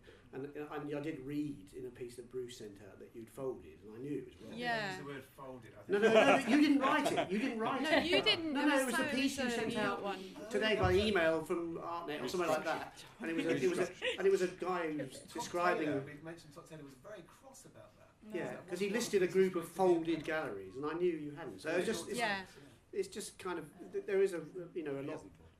The detail of what actually happens is often never really known.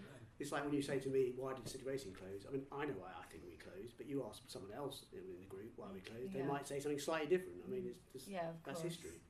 Rachel, how soon did you start doing art fairs after opening? It was a very different time. So actually, the only sort of serious fair that actually we did the London Business Design Fair, which was pretty awful, but we made some money, and that was probably a few months in, and then we were invited to do Lister Art Fair in Basel, and that was a big deal. And then it kind of then I met real collectors, which I hadn't. Up until then, I'd only met Saatchi, and not that he's not a real collector, but but I'd met collectors from like Americans, Europeans. and I could see how I could see how it could work. Sorry, I started to get more of an idea of how we could actually have a future representing these artists, what we could actually offer them. And did you get to the point where the booths were like, you were only just breaking even, or was it always commercially successful for you? Loads of time. In fact, lots of galleries just break even at fairs, because the point, it's still worth going because you will meet people and it's exposure for the artist, and often it'll lead to something else. So, I mean, there was a time when you'd make a huge profit, but it did get to a point where a lot of fairs you just went there expecting to break even. In fact, I've heard lots of stories now of people not breaking even. Yeah, I've heard it's gone up and it's on its way down again for the smaller, medium-sized galleries. And the whole thing has got more and more difficult because there's so many, I think. In your report, Bruce, that you sent us, the report we were talking about before, the statistics, you've got it printed there. I didn't have enough ink cartridges to print that. As your artist, But what's the statistic in there, though? It was really shocking to me in one of the first few pages about the increase in sales. The market's going up basically in terms of sales, but it's low cost. It's like under... Do you know, this is amazing. They mentioned £5,000. this Yeah, at the it's net, really weird. and I think we all looked at each other and was like, is that really is it the a case? typo? Sorry, do you want to read off the... They said, this is under the subheading wealth. So I don't know much about it. A survey of high net worth individuals, and they call them HNWIs, in the US by UBS and Art Economics revealed that 35% were active in the art and collectibles market. The survey indicated... No. Actually, that's not the bit we want. We're looking for the bit of 5,000. There was 50. I read a 50,000. They said the numbers just kind of 50,000, 5,000. What was the principle? Yeah. Hang on. The principle was What that you're trying to say? 79% of all these collectors that they interviewed, 79% of them said they spend under £5,000, and you're like, then there must be so many collectors to make these £33 billion worth of sales. And from which stands? Yeah, from where? Who has? Do you know and what I mean? who has £5,000 or under at these major art fairs? Can I just say you should pay no attention to those numbers? Yeah. I mean, they are spurious. They must be. I actually wrote to Claire. Well, there is a discrepancy on one of those figures, because it says something in the one of the figures says something like 89% of collectors don't resell anything from their collection. So if they don't sell anything from their collection, where's the churn? Yeah. There isn't a churn. I mean, I'm sorry, that's another myth. Right. Most collectors, and I used to have a first gallery, most collectors buy all the work. There is a small percentage that will flip work of the corrosive collectors, whether it's Saatchi or Simkovitz or whoever else it is. But most collectors buy because they like work and they know when they walk out of that gallery, there's no resale value. So the notion of the resale market, again, is spurious for 90% of collectors, or more even. And then trying, whenever there's Bye, Gareth. interest in maintaining opacity in the market, because it enables you to manipulate prices. So the auction market is manipulated in many, many ways. Mm. Then trying to trust figures that tell you what's going on is, you know. But I think the same report says it's very hard to the art market is a very difficult place from which to secure reliable figures, and then proceeds to give you a series of figures. So because why would I tell you what I sold work for?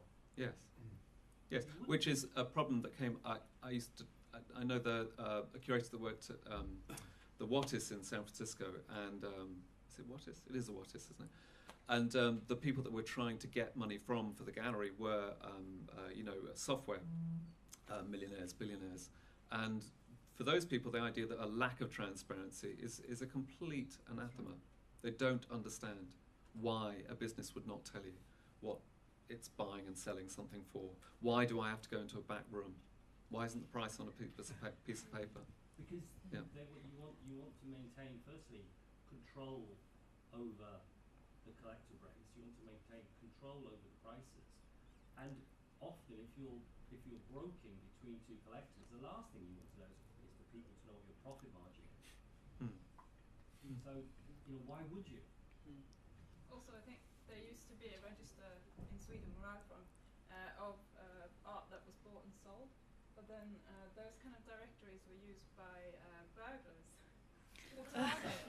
That was the reason for stopping that kind of registry. Is that you would be vulnerable if you'd bought something, because everyone would know you own that piece, and that's available. Okay. His point about opacity is interesting. So the conversation when I heard in the earlier parts was a lot of real estate, and we discussed that separately. That real estate in London is not bound by the lack of real estate available. I've put out spaces for work. It's all down to planning, and that's just a whole constriction on how London works. It's very, very dull, and you don't get it elsewhere. You don't get it in New York at all. But the point about opacity, there's been no conversation about the gallery's role in creating a small group of collectors who are in it for the long term, who will stay with that artist, and keeping them comfortable. Doesn't have to be great work. Will this guy produce? Will he continue to produce? Will he go wildly off the chart different? Is that cool or not? Maybe it is. Will he commoditize it and turn it into Kasama, Fan, whatever? That's not so interesting. And the opacity just makes everybody nervous. Because what you're asking, because the trickle down, Ian's with his bazillion dollar bazooka blowing the market up. But then the trickle down of that is good, and so much as now, let's say the opening price point is $7,000 to $10,000. So that's great. There's more capital in the system to feed everything that's going to go on in terms of creativity. But you're also then asking us at least to make a $60,000, $70,000, $100,000 commitment on every new artist we look at. That's okay, but at the same time, we'd like to know either you're going to stay in the game, you're going to keep the guy straight, or at least doesn't kill himself if he's doing enough cool work, and then he can kill himself, or there's some sort of clarity about where we're going with the pricing and the capital. There's been no talk about patronage. There's been no talk about, and London is very, very poor on groups of buyers. There's no buyers groups in London. Collectors tend to operate independently. There's a couple of institutions that operate well. There are two very big patron groups with headquarters in London. Compared to other cities, there's not that many. Yeah, but those patron groups have now spread, so like Outset are all over the place. They're a very, very powerful, very intelligent, well-informed patrons group. But maybe it's worth mentioning that, just reminding students the other day that when the Arts Council was set up, one of its actual missions was to actually develop collectors. Yeah. That's somehow been forgotten. That actually was a prerogative. And when the curating course at the Royal College of Art was first set up, that was meant to be training young curators to set up small spaces, but that disappeared very fast. So I have to ask the question anyway. So I prefer the panelists spoke to that rather than I spoke to that. I'm in a strange position here because I do sell work on occasion. We try and sell work as much as we can. We work with patrons. We're trying to set up our own patron scheme because we're part of the Arts Council's Catalyst programme this year, which is fantastic. But it does feel, the more this conversation's going on, how divided this whole conversation is. Because you're talking about artists who are getting trickle down, and this isn't being chippy, it's just like, Jesus, who are those artists? Who's getting that trickle down? Because nobody we're working with, when I say we, it's the non-profit organisations, none of those artists that I can think of are benefiting from this market. There's a void, though, we have to address. There's a massive void. The middle. I made a show on Lower East Side last week, newish. Okay, he has representation, but he's a pretty new artist. His starting point is $40,000, whereas I would have gone to that show 10 years ago, and the price point would be very, very different. But that's in a commercial gallery. That's in a commercial art gallery. Yeah. Sorry, there's a question from the floor. Can we? Yeah, I have a question, and I would like, if possible, everyone on the panel to respond, because I think you all come from different arenas. And I think, so the question is around the way in which the art world operates along numerous fantasies. So I think we've seen that today with this idea in Ian's talk that everybody here wants to make the most money possible out of their art. The idea of people working for nothing, working just because they want to, and finding ways to put things together. And I don't really know where we go from here in terms of those different communities exchanging their ideas and getting some sort of understanding of each other. I mean, what does everyone on the panel think about how this can happen? I've been thinking about the sociologist Howard Becker, who talks about training audiences, and that's one way in which different art worlds can interact. And where do we go when we have billionaires who spend the same amount on dinner as an artist-run space would spend on a year or on 2 years programming? Where do we go when the perception of the art world is that artists are in it to make money? When the press reports on auction results of $500 million for one work, what do you think? Panel. Well, there is something called percent for art. You know, when you do a building, you're supposed to. There is a thing where 106. It was 106 community fund. Yeah. So basically, if you're building a building, well, so you Essex, you have to put 1% of the capital fund to us, and that can be a pooled fund. Or I'm not saying that's a great scheme because actually it tends to make crap art. Yeah. The thing is that as a way of thinking that there can be, but I can't think how you do it to the commercial world. How there could be any kind of legislation that would mean that there's something they have to do, or does it exist? Okay, enlighten me, because I show my ignorance. For example, I mean, there's something called Violet Street resale royalty. It runs throughout Europe. Oh, sure. I think it still runs in California. It doesn't run in Switzerland, doesn't run in New York. I think it's capped at $12.5 grand. It's irrelevant if you've never sold a work. Yeah, that's well, yes, I know about Violet Street. That isn't what I'm thinking, because I'm thinking, well, you know, French Riviera might like a patron, but the patron doesn't know they exist, or that they need. And if, say, for instance, there was some scheme that was has to be legislated, or at least it's government or arts council or some kind of, because I tend to think, I'm afraid, it has to come from some kind of direction that's not law exactly, but you know, regulation. Everything that Sotheby's profit percentage has to go to some scheme which understands what we're talking about. Yeah, I but I know it sounds so romantic to think this kind of stuff. But like, in a way, they wouldn't even notice they were doing it probably. No, but I think that's what Sam touched upon it when he was talking about the patron scheme and having tax breaks for it. So I think a lot of this. That's tax evasion. It's not if it's part of the business. If for a blue chip gallery to give an artist run space 10-20 grand to run their program for the year as part of to partner with them wouldn't be tax evasion, that would be cooperation, I think. And that would be transparency as well, which I think is a key word I'm really interested in at the minute. It's that the idea of being honest about what the situation is, because if we don't have these conversations, we're going to shut. I mean, we've been really lucky that we've had our space for how long we've had it, but it's not infinite. Didn't the Arts Council have a scheme whereby you could pay instalments? There was a scheme, That's completely. Some dealers still do facilitate that, which is very helpful for neophyte collectors. You're welcome to send them our way. But there does seem to be an underlying question here, which is a persistent question, which is kind of about the form and temporality of gallery spaces, and it then follows that kind of what is the function of the objects within those spaces and time. So here a lot of artists recently, particularly within the PhD culture, where they're given that opportunity mid-career to kind of rethink their practice and think about what their modes of production are, and there are a number of people here that are on that program, and people that have had successful gallery careers, but may have left their galleries and thinking, well, really, a month-long show? Really, an art fair? Really? Is that meaningful in any way?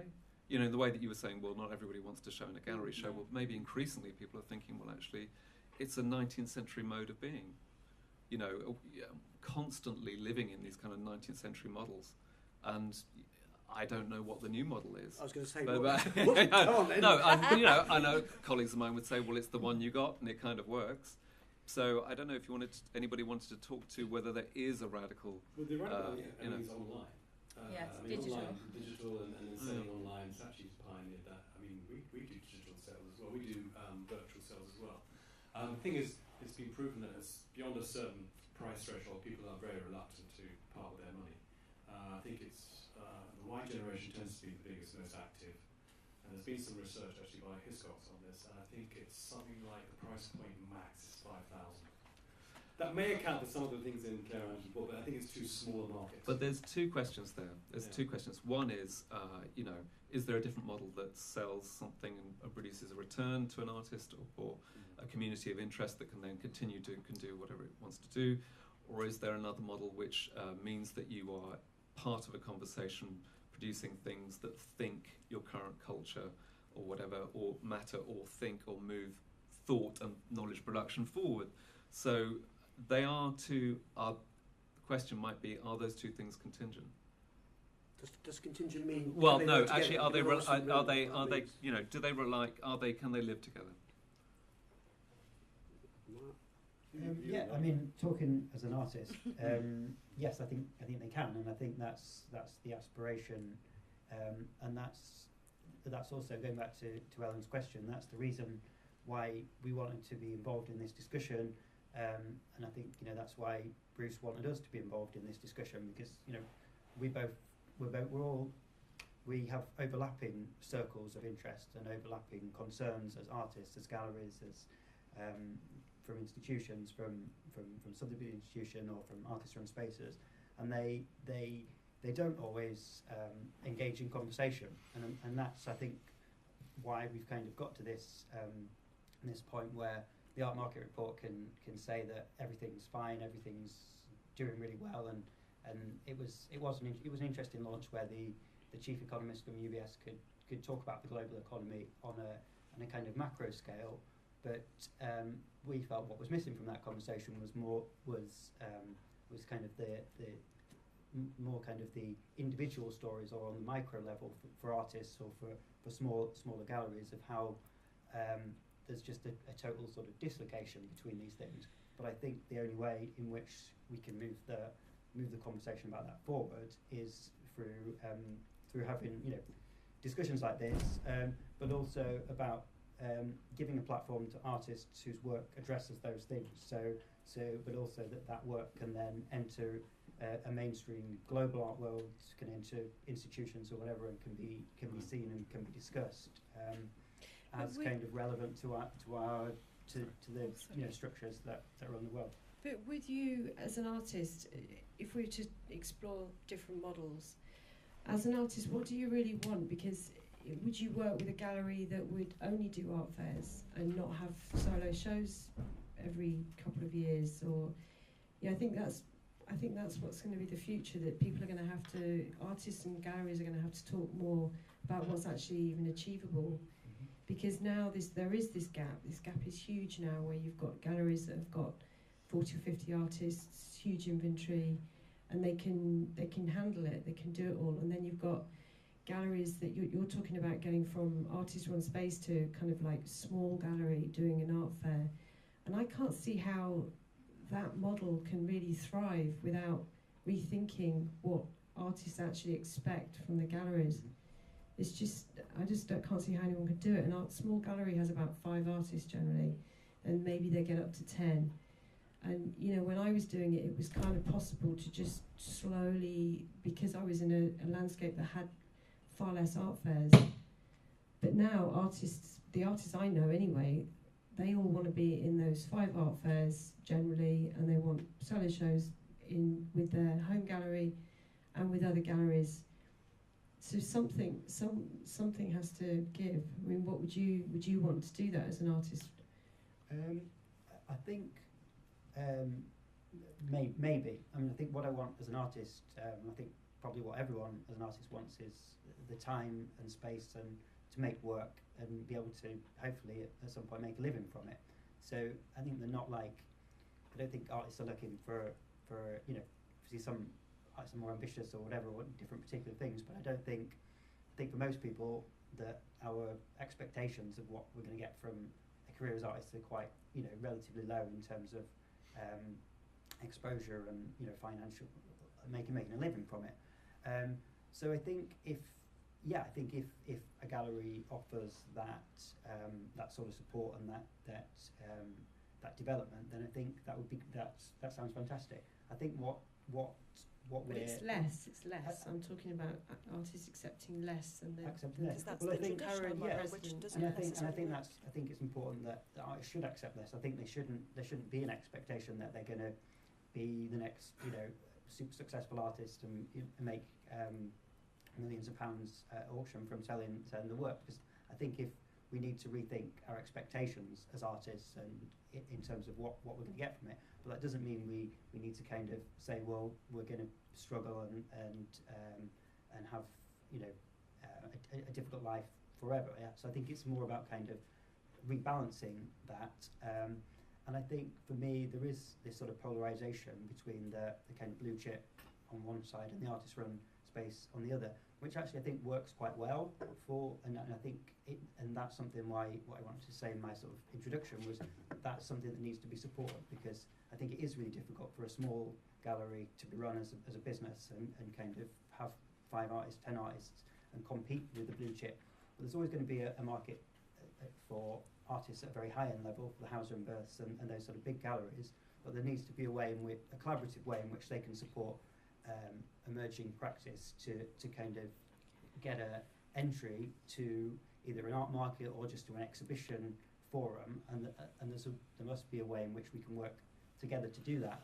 And it's not necessarily through a traditional business model of small galleries, because that's something that seems to be kind of struggling. We do sort of have that though, don't we? So I'm non-profit, I'm a charity, but I sell work.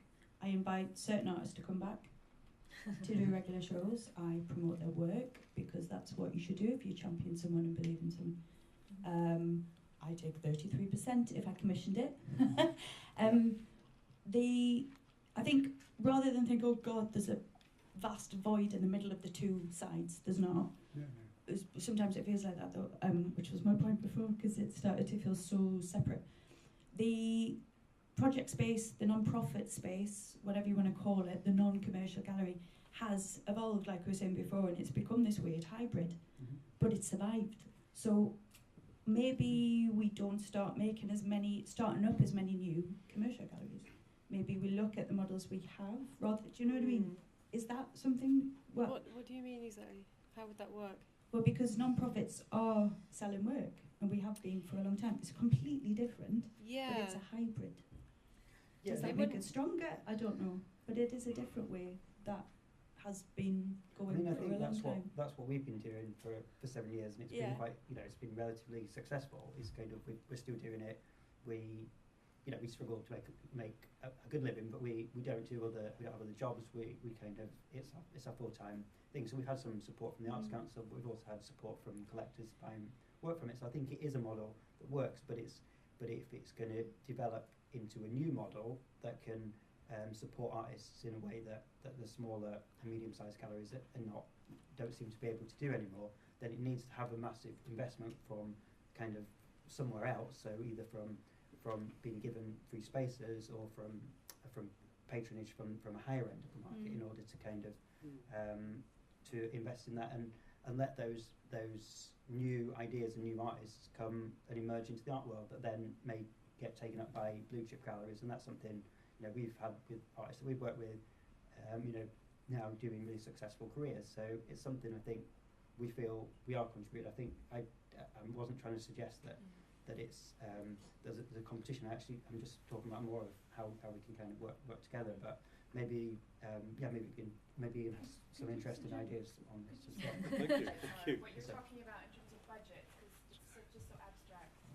Can you quantify it somehow? Well, I mean, our turnover is like you know 30,000-40,000 a year. So it's similar to what this gentleman here was saying. You know, he might buy a work for in New York. So it's kind of I guess that's my sort of starting point. So could some of these big money support new ideas kind of in terms of seed funding in a different way? Hang on, so Bruce, there's a question from the floor. Sorry, Yeah. I have a question for all of you about value, because I feel like something that maybe we're not touching on is, I was interested in what you said about if everyone had a basic income, then anyone could be an artist. And obviously some artwork wouldn't work on the market because it isn't given commercial value for certain reasons. Maybe it isn't commercially valuable. And I kind of think unless we kind of think about how we decipher, or maybe there's another type of value that I think, it's whether how we kind of conceive of value, whether it's led by the market and it's this kind of resale idea, or whether maybe you're talking about some identifying some other form of value and then supporting that financially. Maybe there's value in art practice even if an object isn't necessarily valuable, but I think it's kind of problematic if we're talking about having conversations without first identifying how we might conceive of value. Yeah, I think that's a very good question.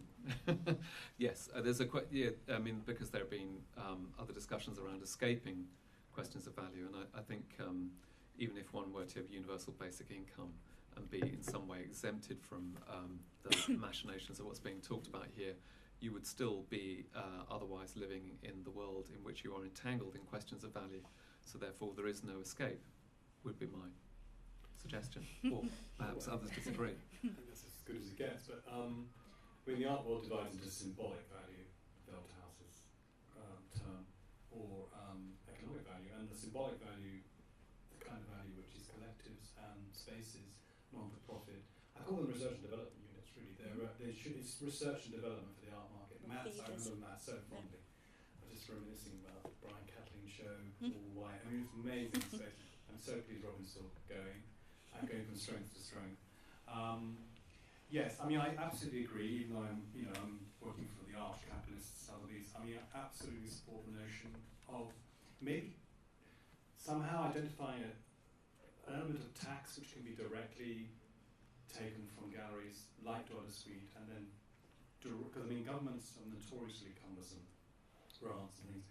So if you could direct tax alpha dealers, even a tiny percent, to go into the pool of support for these non-profit spaces, which are pop-up spaces, whatever. I mean, it really is. I think that would be very, very helpful. I just don't know how the dealers would feel about that, but they've got enough taxes already. But there must be a way of somehow taking some of that enormous profit. Well, I mean, maybe that's the kind of question to you, is to, in your in the circles in which you mix, do you feel that there's any kind of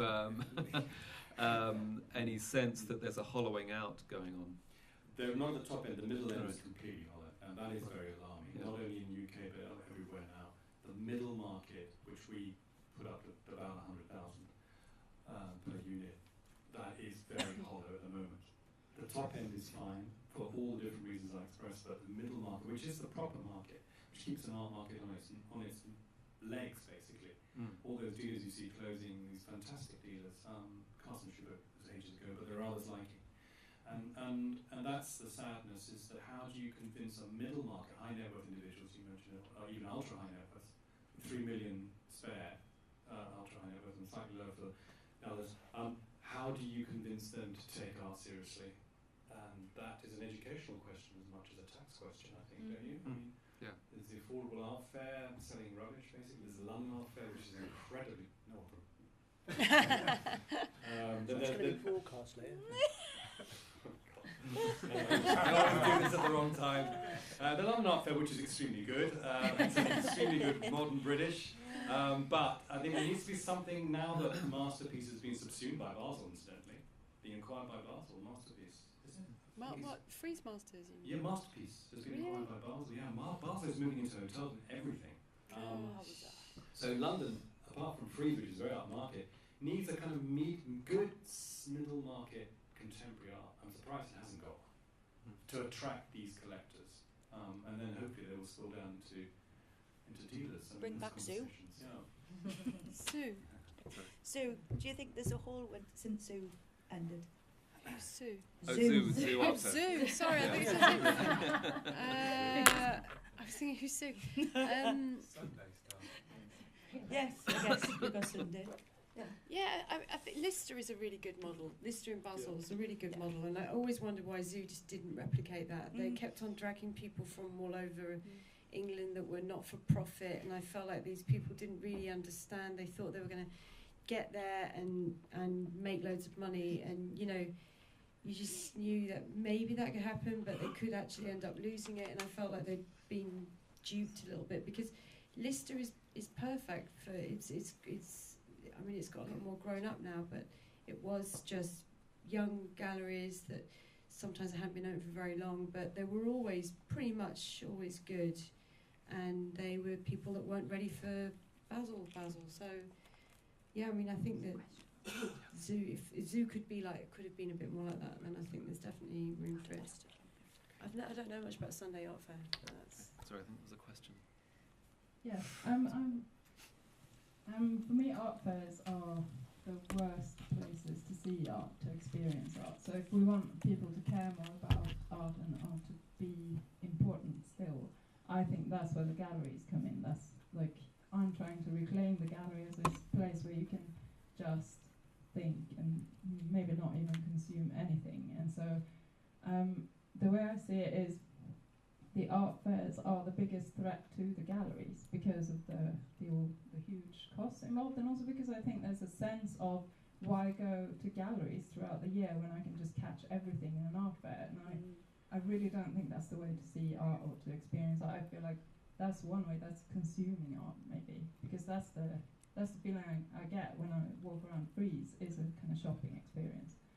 And so if there was some kind of union or some kind of solidarity between galleries and between, well, basically, I don't know if you agree, but it seems to me like the art fair is the biggest threat to the gallery. So why do we keep doing art fairs? It's also the worst way to show art. because that's why where are we it all part happens. of the problem? And when are we going to stop? Like, I think there has to be some kind of solidaric decision to not be a part of the thing that's ruining everything. I think it's where a lot happens. I agree. They're trade fairs.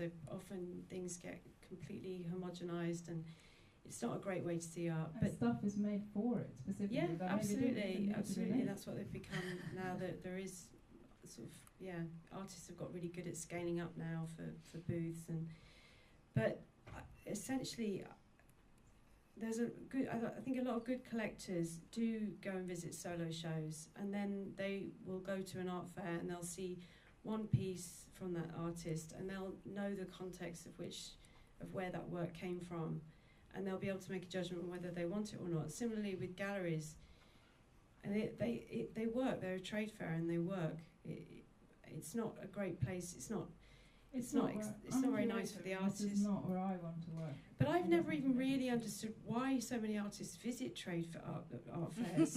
I mean, for me, when Frieze started, I used to actually really hate the fact that I would look up from my booth, from talking about to a collector about some art on the booth, and you'd look up and the artist and their girlfriend or their parents are all watching you, and you think, this isn't a place, you shouldn't. This is the for you. Yeah, Passion. Yeah, I think I heard someone say that the last thing that galleries and collectors wanted at an art fair was artists. Yeah. Well, they just get in the way. I mean, it's not really a place for them, I think. Yeah. Does anybody else want to respond to that question about the art fair? Deserting, union, backing each other up, withdrawal? We've never done an art fair and have no interest or inclination to do an art fair, so I'm not sure I'm right to answer it. But that's a very luxurious position to be in, isn't it? I mean, how do you manage to as an survive? artist, I don't feel that that's we don't represent artists. That's not where we're coming from. We work with solo shows as a platform for other artists. Saying that, we have ended up having like a kind of an informal representation pattern happen, similar to what you were saying. It's definitely, if there's artists that we love and support as people and their work, we're definitely going to promote them in the world when we find ourselves in this position that we do. So that's grown, but we don't have the capital to do an art fair, even if we wanted to do one. But you're not a commercial gallery. And we're not a commercial gallery. Probably wouldn't be accepted to do one, I think, unless they came and said, here's a free booth and here's an amount of money to do it as well. But even, I don't know, I mean, it's... They do free booths, I don't know. Some fairs do give artist-run places free... Sorry. They do. There are some, I think, NADA in Miami that used to...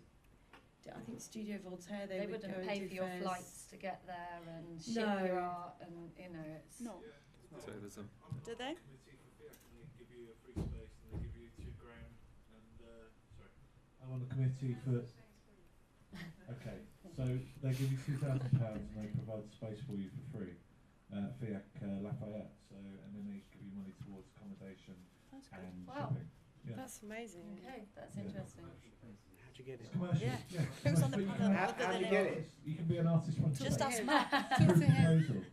So proposal. last year they had Slosh, which is an artist-run space, and there's lots of different artist-run space I've gone for in the past. So it is available. Okay, that's interesting. It is available.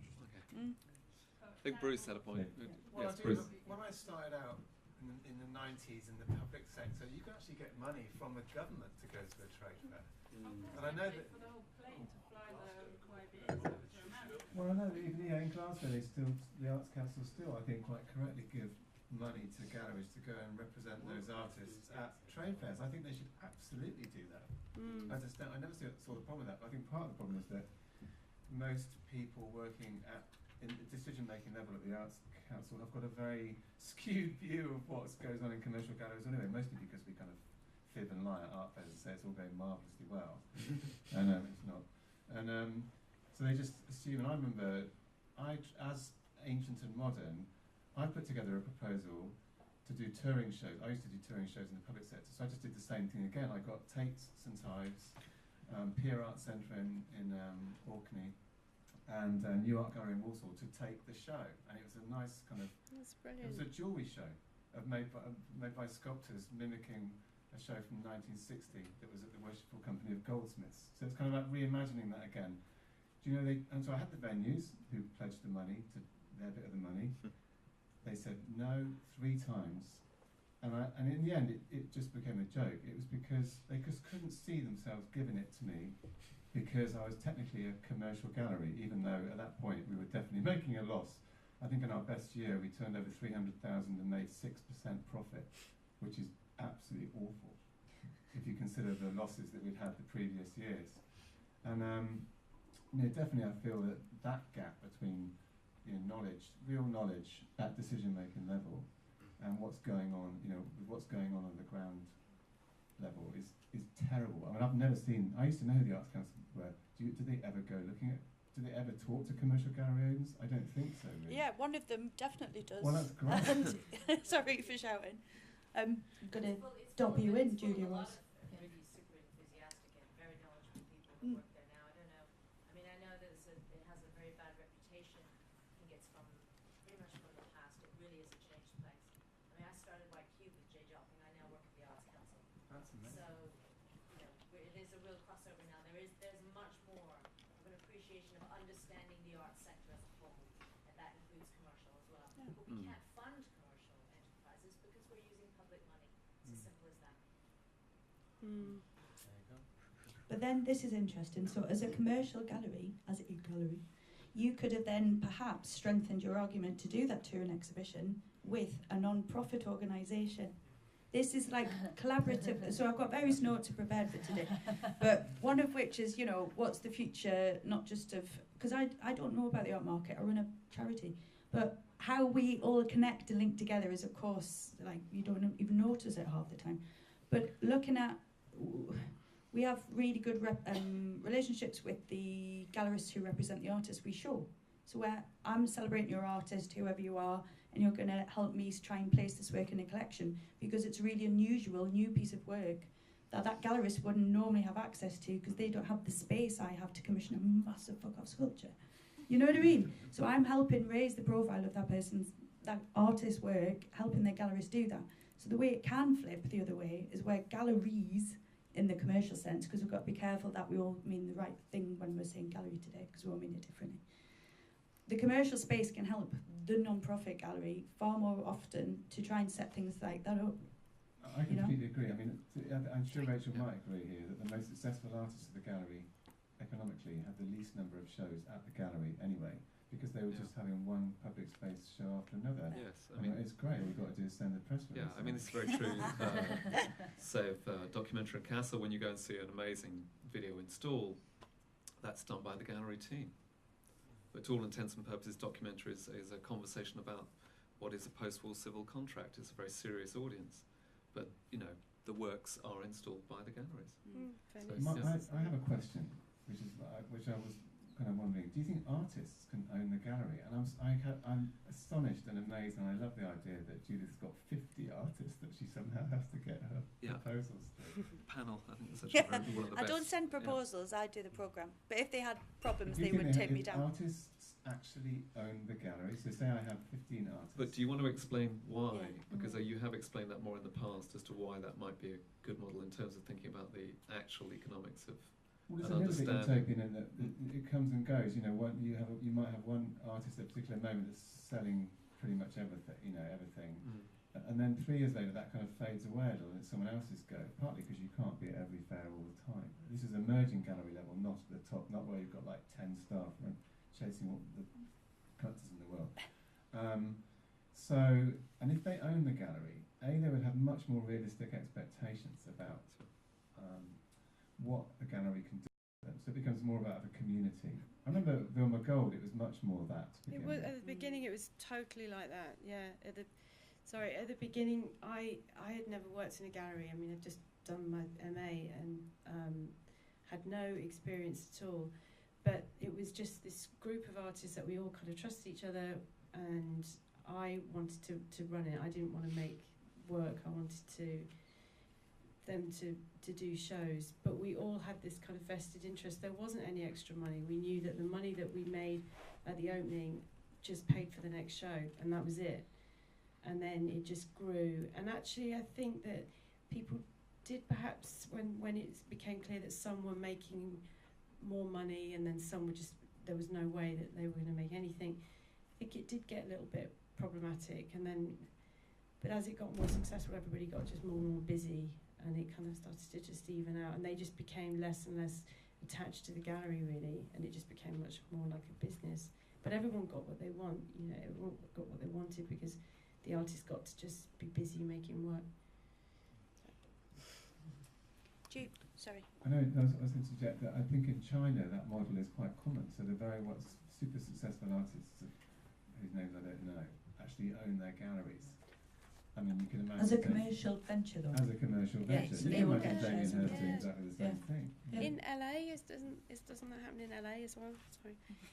In LA, isn't there a gallery that is owned by one of the artists? Isn't Christine Rosa part own? I don't know which gallery it is. Yeah. I mean, it's certainly our model with French Riviera, and it's when we wanted to set the space, it was about supporting other artists, but it was very much about supporting ourselves and getting our own work out there in the world, raising our own profile. And you know, we're relatively well known now as artists, as well as also having the space. And so we're now getting invited to be in museum shows and other exhibitions elsewhere in other commercial galleries. And we wouldn't have had any of those opportunities without having our own space and kind of maintaining that, but building it up kind of collectively with the other artists involved, and they got a lot out of working with us, and we got a lot out of working with them. So it was very much, it wasn't formalised as a cooperative business like that, but it's very much what our starting point was when we wanted to do it. And it was interesting to read Matt's book about city racing, that it seemed very much their sort of collaborative, cooperative model that also worked for those 5 artists, some of whom went on to have careers in the commercial world, as well as continuing to make work in other ways. And there's not kind of, I guess I'm just sort of coming back to what Rachel was asking earlier, is would you want this model of following of a gallery that's doing all these things? And it's kind of, it's maybe if it allows you to make the work that you want to make. And I think that comes back to a question from the floor, which is like, how are we thinking about success? Why are we making art? And for me it's about the ideas behind it, and I want to have something that in the world that I want to say about how I think things work, don't work, whatever. I have lots of different things to say, and lots of other artists have other things to say, and it's important that we find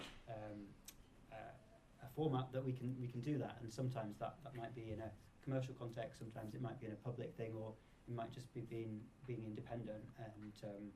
And so yeah, I think it's something that needs more research, and hope, I think that's what your PhD is about. It's like, how can we conceive of that working? Because I think it's like for the last 20 years, the growth of the commercial world has been kind of exponential, and people kind of see that as one model, whereas actually there is lots of different models, and we might now need to start thinking about what those other models could be going forward. Maybe that's the last one. Yeah, I think where are we now? Awesome. I think probably time to wrap up for you. Thank you very much, everybody. Well, thanks very much for coming. Yeah. And yeah, thank you. Thanks, Bruce.